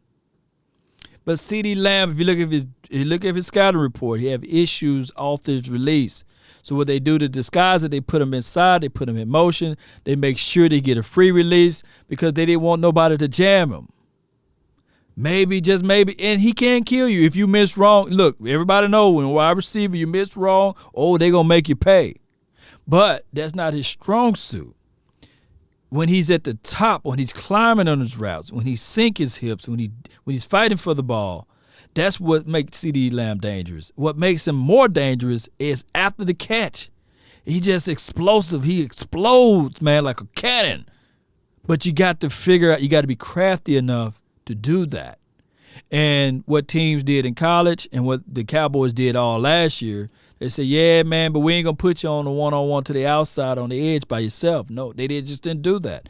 I would feel more comfortable, I kid you not, Cowboy Nation, if last year I've seen CeeDee Lamb take over Michael Gallup's position and they kick Michael Gallup in the inside as a slot guy, which I don't think that that's his nuance. He's not a nuanced route runner in those likes, but that's a story of a different day. And they would have did the situation like that, I'd have felt more comfortable. But I'm not finna blindly go into this thing and try to say, okay, CeeDee Lamb can do it all. No. And I think that CeeDee Lamb is that cold to do it, but that's experimenting. Yeah, CeeDee Lamb is a slot receiver, nothing more. This is from James Frazier. I'm not gonna put him. Look, I'm not gonna put him in that box. I'm not gonna put him in that box. But dog it was a game that we have to look at and say, okay. But he was a rookie too. He was a rookie too. So I'm not gonna put him in that box of saying that I'm not gonna limit it to CeeDee Lamb. I'll be foolish to do that. I'll be crazy to do that because I think that kid is special. I think that I can't wait to see how much bigger he's going to be and explosive he's going to be. I can't wait to see that. I cannot wait to see that for the 2021 season. And I want some consistency with him for 2021 season. I want to see him not play basketball with the football. I want to see him hold on to the football.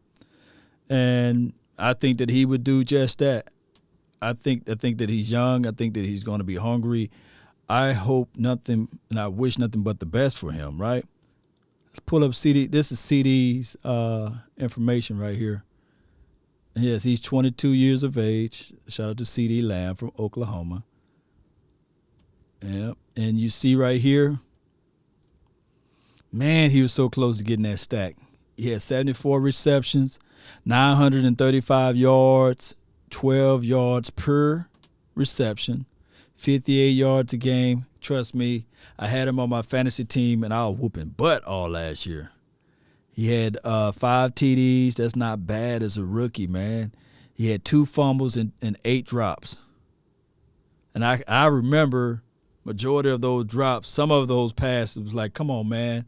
They counted that as a drop. He had to climb the doggone ladder, man. That ball was going to hit the cameraman. And one drop, it was a crucial one. It was in the end zone. What team was that against? Y'all remember that one? I think we catch that ball, it would have been a different outcome of the game. It was in the end zone, and the ball hit him square in the chest, right between the 8 and the 8.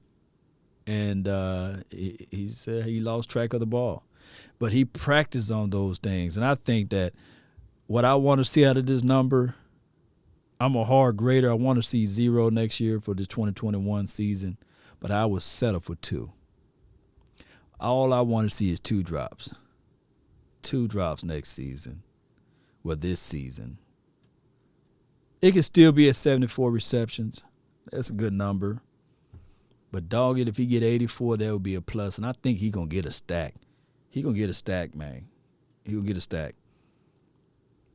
I think he's going to be even more explosive this year.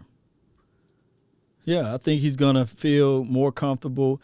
Oh, I forgot the numbers are going to be inflated anyway. We got an extra freaking game. So all of this stuff I'm talking about is nothing, right? Right. Nothing, right? Just all of this stuff is for nothing, right? For the birds, right? Because you're going to have an extra year. Yeah. So it's going to be all right. Shout out to you, Miss Jessica. Appreciate you. Get some rest, Miss Jessica. Let's go. That is an awesome wide receiver core. If you can't win with that, you're dependent upon Amari Cooper? You need the 8th best wide receiver in the NFL instead of like the 3 guys who are between 15 and 30? You'd rather have it, wouldn't you? Yes, but I don't want to downgrade the best part of my team on purpose. Yeah, I'm worried about him getting hurt, and I don't think the difference between him and some of the other guys you have on the roster is that big. You're getting younger at a spot, you're saving a ton of money, and you are risking a small downgrade. But that's the name of the game in the NFL. What high-paid veteran can we replace and take a small shot on a younger guy and then deal with the learning curve as he gets back to it? 817, I'm with you, Gavin. Preach. Thank you. I needed that on a Friday. Yeah, one guy opinion. All right, so who agrees is Gavin, right? Who agrees with Gavin? You get rid of one of your better suits as it relates to your wide receiver core and you go grab somebody else, the unknown. To get better in that particular light. Who agrees with Gavin? Put AG. I agree with Gavin. Put AG in the chat if you agree with Gavin. Or IAG. I agree with Gavin. IAG. I want to see IAG in the chat if you agree with this guy. That you get rid of. It's equivalent to saying, okay, let's get rid of Tyron Smith and we'll roll with Connor Williams and we'll go draft a guy. I don't know, man. Nobody. Y'all reach out to the man. Jim, I know what FG stands for. Come on. I tell you what, boy, I appreciate that text. It's intimidating when Jeff and Brian look at you like you're crazy. He said Jeff and Brian. If y'all can just see that clip, man, I'm going to post a link to this clip. Y'all can fast forward to about, oh my God, let me post a link to this clip. Fast forward to about 6 minutes, and no, go to like 5 minutes and 45 seconds of this clip, and just watch how Brian Brothers and Jeff Kavanaugh is just looking at Gavin like, what is he talking about? Let me just go right here. Rewind. 817, I'm with you, Gavin. Preach. Thank you. I needed that on a Friday. I tell you what, boy, I appreciate that text. It's intimidating when Jeff and Brian look at you like you're crazy. I'm trying to keep my eyes forward. I really am. I'm trying not to make eye contact. I'm just looking forward here. I think number one receiver is so important, and projecting it onto a guy as a rookie is dangerous business. We went through like a decade-long place there where the Super Bowl winner wasn't having the superstar wide receiver. I don't know how predictive of winning the Super Bowl the star wide receiver is. Oh, I don't think it is, but I think that's hard at any position. That's a hard press, man. Right? Like, who were the cornerbacks on that team? And then you'll find teams that had boo-boo, and you'll find good ones. And I just think it's all about, like, and that part of your point I totally get, because it's all about balancing your resources in a way to give yourself the best team. That's what it's about. I would fear life without a legit number one. So at 10, we're definitely taking receiver, though, right? If you did this in that scenario, I would. Yeah. If we move on from it, and it'd be fun. It'd be exciting. It's like CeeDee Lamb. I believe he's going to be a stud. But we saw with like guys like Juju Smith-Schuster, you can have 1,200 yards, and then the actual number one leaves, and it turns out, oh, you were number 2 all along, weren't you? And I don't want to find that out about my guys. 626 comes in here and says Jeff's neglecting the obvious. CD could be better this season than Amari was playing, and he was playing better than him until Dak went down. You did predict he'd be the best Cowboys wide receiver at this point. I did. 214, Gavin, you're an idiot. All right, that's good. No. Oh, my God. They're killing him. They're killing him. Yeah, they killing him, man. That was crazy, man. All right, so in this draft, the Cowboys need to just go out there, grab the best player available.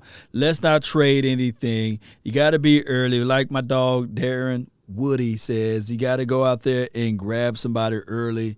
And just don't waste these picks, man. I like Marcus B. and John A. says, okay, let's not waste these picks. It's funny, though. It's all fun and game. Look, we're not out there on the field. We're just rooting for the team because we are fans, and fans is short for fanatics, and we want the best for this team, Cowboy Nation, and that's just how it goes. But it's just funny to listen into other people's thoughts and opinions and how they kind of cluster them together and put it out there to the universe. My thing is, I'm going to say this, and I'm going to say this once again. Whether it's Darius Washington or if it's Bledsoe or it's even the kid that everybody said, Parson, we just want them to be better than the guys that we had out there on the field last year. So if Parson can be better than Joe Thomas week 1, then that's a plus for us, right? Which would be far-fetched at this time because he had to learn the system and learn a whole bunch of things, but it could happen. And if Darius Washington, if he can play better as far as a mentality, regardless of his size, better than Xavier Woods, then that's a plus for us. Or Darian Thompson, that's a plus for us. If we go draft a Patrick Surtain, number 2, you know what I'm saying, PS2, can he play and fill in a role that's better than a Rashard? Y'all remember him? Robinson? I mean, good Lord, I was sitting there like, man, where's Reggie? If he could come in and play a better role than him, then we are okay.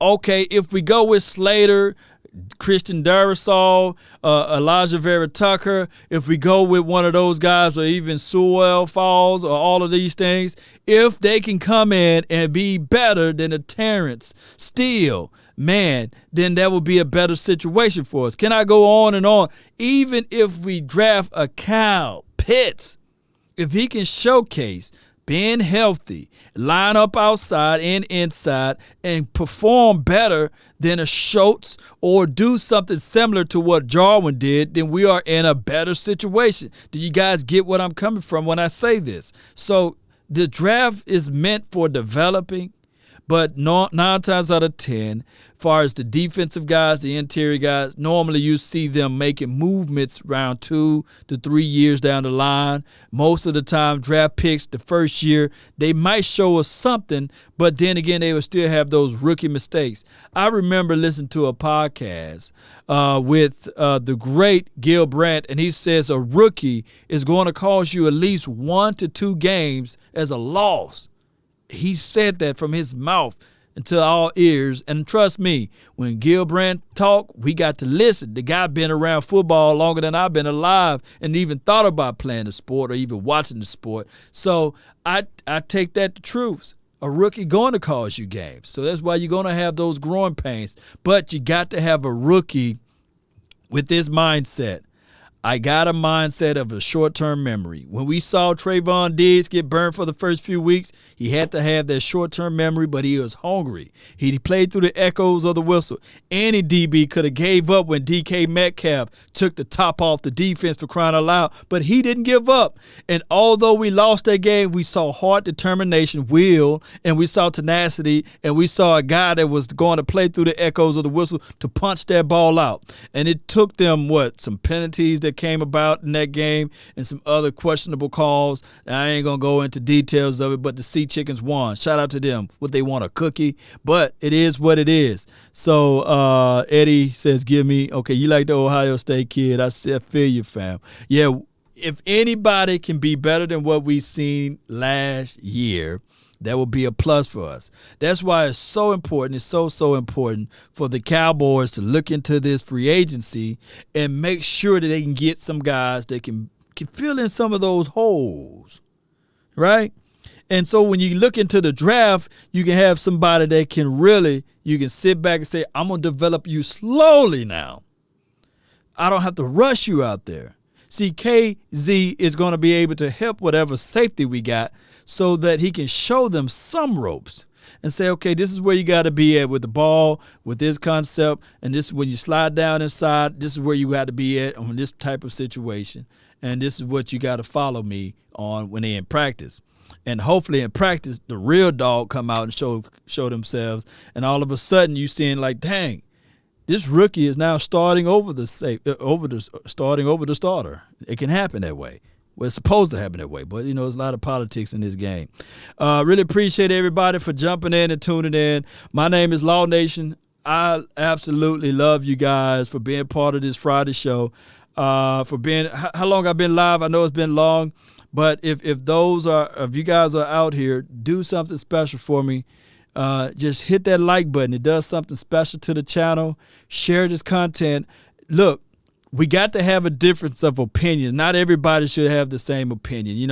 I always say those convinced against their will is of the same opinion still, but we still got to have different opinion, different thoughts. Some people don't like facial hair, right? And I got a face full of it, right? So that's a difference of opinions, And that's just how it goes, Cowboy Nation. Really appreciate you guys. You guys just don't know, man. I grew up in a city called Natchez, small town, population of 24,000, a little bit north of that now. And we didn't have everybody Cowboys fans. You had a few Saints fans, 41ers fans, Green Bay Smackers fans, even had a few, I said 41ers, Carolina Panthers fans. They were just multiple fans, but of multiple teams. Some people just fans of anybody that beat the Cowboys, but I stay true to my team. Hey, long-suffering is one of the fruits of the Spirit, so I know I got a lot of spirit in me. We've been suffering since 1995, but we still stay true to our team. We don't fold up like wallets and lawn chairs. Appreciate you, Eddie O. Shout out to you, OT Payne. Appreciate you. Sheldon Richardson, we need him, but they don't want to pay for him. They want cheap stuff. They want Dollar General. They want Walmart specials, clearance racks. That's what they want. Marshalls, and there's nothing wrong with that. Nothing wrong with that. Because I'm going to go to TJ Maxx and Marshall myself and be looking for items and clothes and stuff to wear and look gadget and gizmos. Matter of fact, you see this nice little holder right here?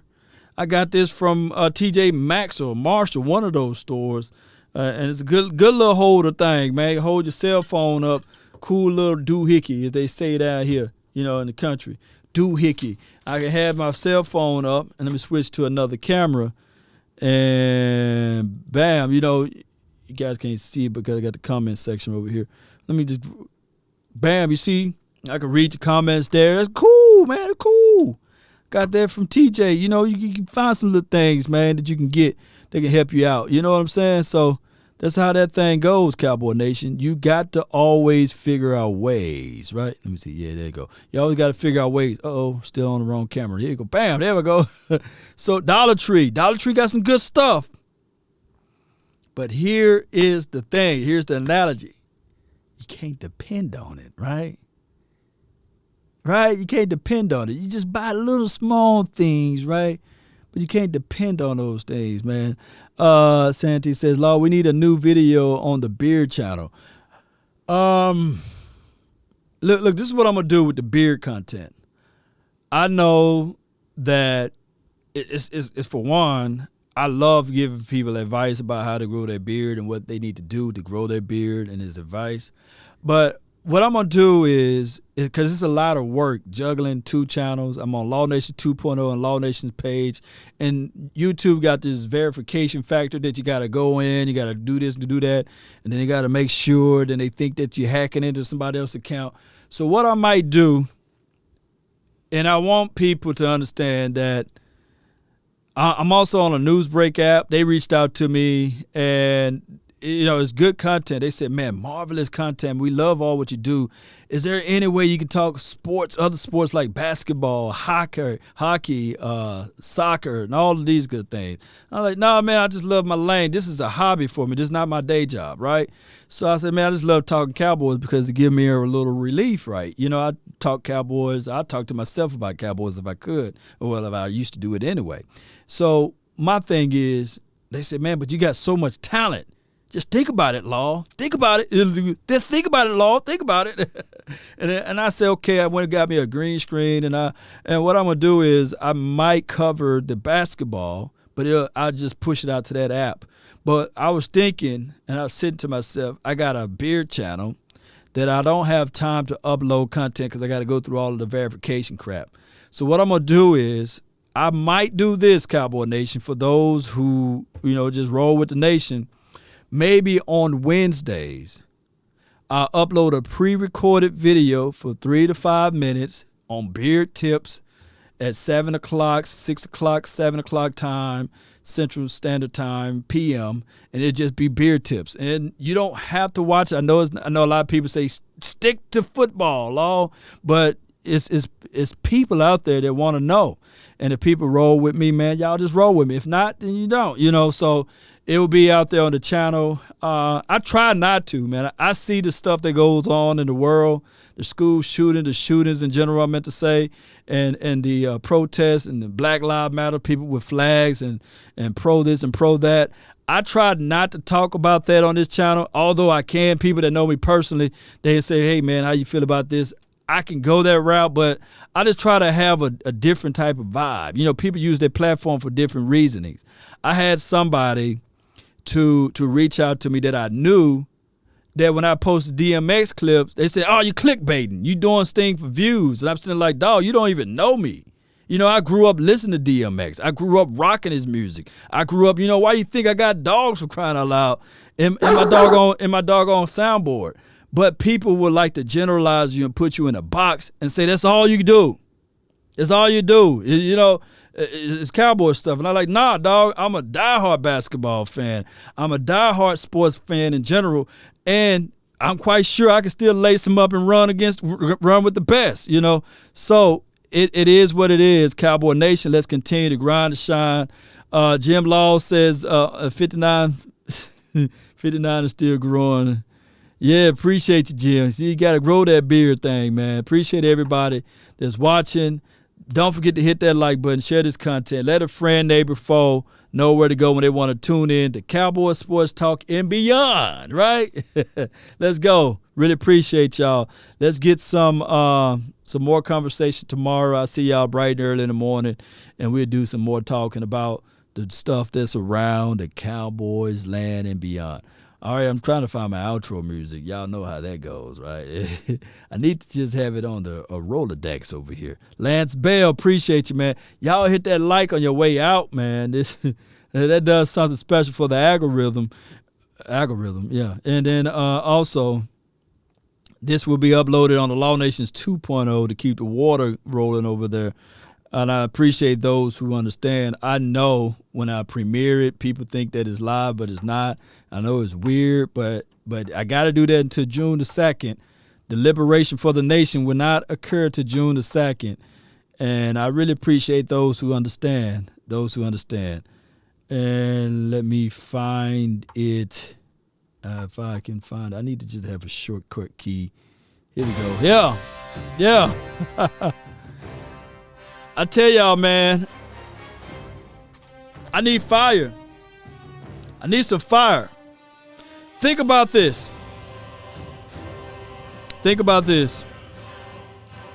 Let me turn it down even more. I want this to. There's people who's been operating a YouTube channel for 5 to 6 years. And they stayed at 50 to 60,000 subscribers, or even on the Facebook. But then they just do one video, and people start to look at them and say, hey, this person got talent. This person is amazing. They grinding. Let me support them. Let me elevate them. Then you look back a year later, they got 1 million subscribers. They got 2 million subscribers. But the struggle is necessary because now they're humble. They still interact with their fans. They still interact with the people that support them. I'm quite sure that I hope that you guys would never, ever think that I would have the big head. But my day is coming.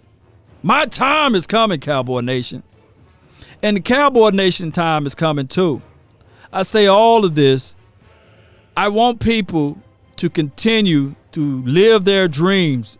It's possible.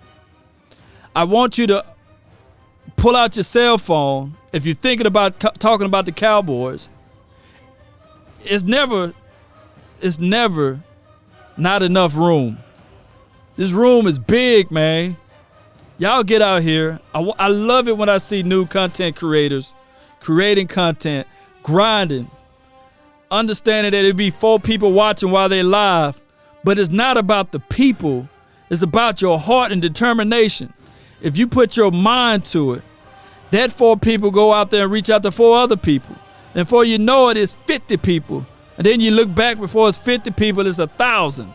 1,000 turned to 10,000. It can all happen. But don't just look at the people as people, but look at them as your brother, your cousin, your sister.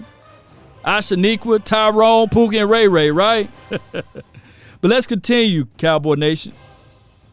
If you want a thing bad enough to go out there and fight for it, to work day and night for it, to give up your time and your peace and your sleep for it, if all of your desires of it makes you quite mad enough that you don't get tired of it, and it makes you hold all other things tawdry and cheap for it, if life itself seems empty and useless without it, and all that you scheme and dream is about it, if you will gladly go out there and sweat for it and fret for it and plan for it and lose all terror of God or man for it, if you would simply, just simply go after the thing you want with all of your capacity, strength and sagacity, with faith, hope, and confidence, and stern pertinacity, if neither cold, poverty, or famish, or fame, or sickness, or body, or brain can turn you away from the thing you want, if dogged and grim and besieged and beset it with the help of Almighty Cowboy Nation, you will get it. Let's go, Cowboy Nation. That's been my time.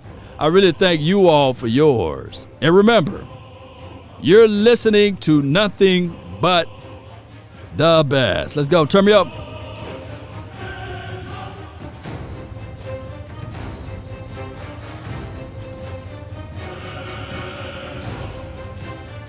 Yeah.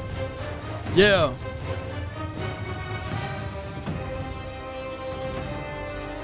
Let's go.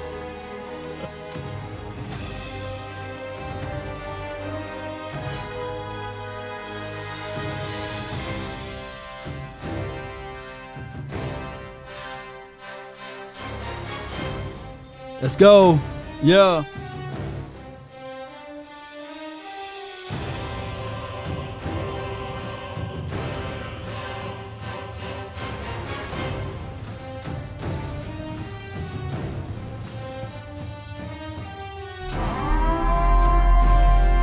This is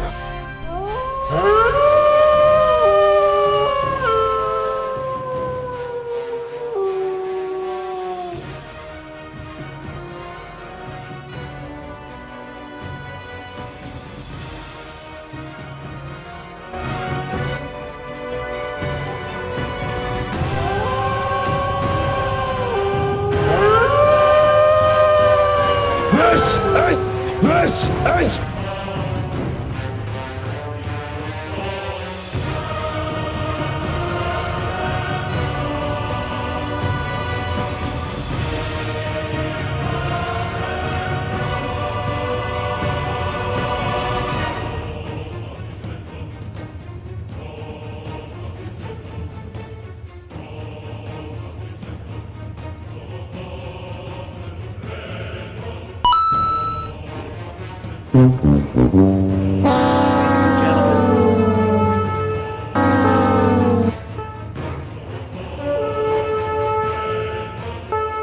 Ladies and gentlemen, we got him.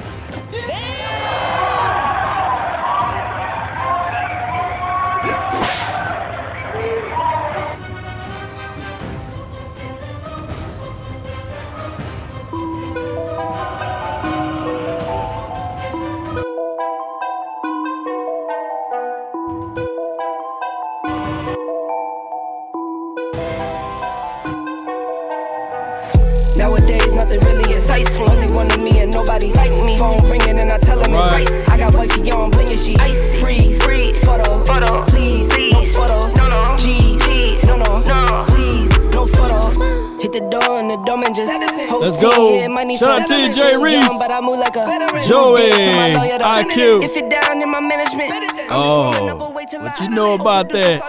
Let's go. Different colors in my baggy light. Come on. Chalk it up. Talk of the town when you're talking up. Wanna get you a ring and you talking Dallas up. Cowboys, let's go. Chuck. I used to be quiet and out of luck. Now I move up Appreciate you, Constantine, keeping it mean. Let's go. Only one of me and nobody's like me. Phone ringing and I tell him it's ice. I got wifey on bling and she ice. Freeze. Let's go. Photo. Please. No photos. Santine, Caleb. Let's go. Please. No photos. I keep giving game away. Yeah. I put game on layaway. All right. I got paid to play today. Dollar Tree special. I get paid on rainy days. I might make it rain today. I got paid off pain today. Thought it'd take the pain away. In my own lane, finger roll. I would never sell my only soul. Heard your whole team was for sale. Heard it's on the market for the low. Who the realest, we might never know. All this acting, you gon' play a role. Give you the world when they sign you up. Try you out and then they line you up. Ooh, now you're looking hungry, ribs are touching, need some food. Now you're all on live acting surprised, but you was fooled. Boy, get out the way, it's been a day, now you're old news. That was now easy. You got the pen and pad, you trying to take my moves. Nowadays, nothing really excites. Only one of me and nobody's like me. Phone ringing and I tell him it's ice. I got wifey on bling and she ice. Freeze. Photo. Please. No photos. No. G's. No. Please. No photos. Nowadays, nothing really excites me. Only one of me and nobody's like me. Phone ringing and I tell him it's ice. I got wifey on bling and she ice. And we out. And remember, you're listening to nothing but the best. Uncle Charles, I appreciate you. Let's go.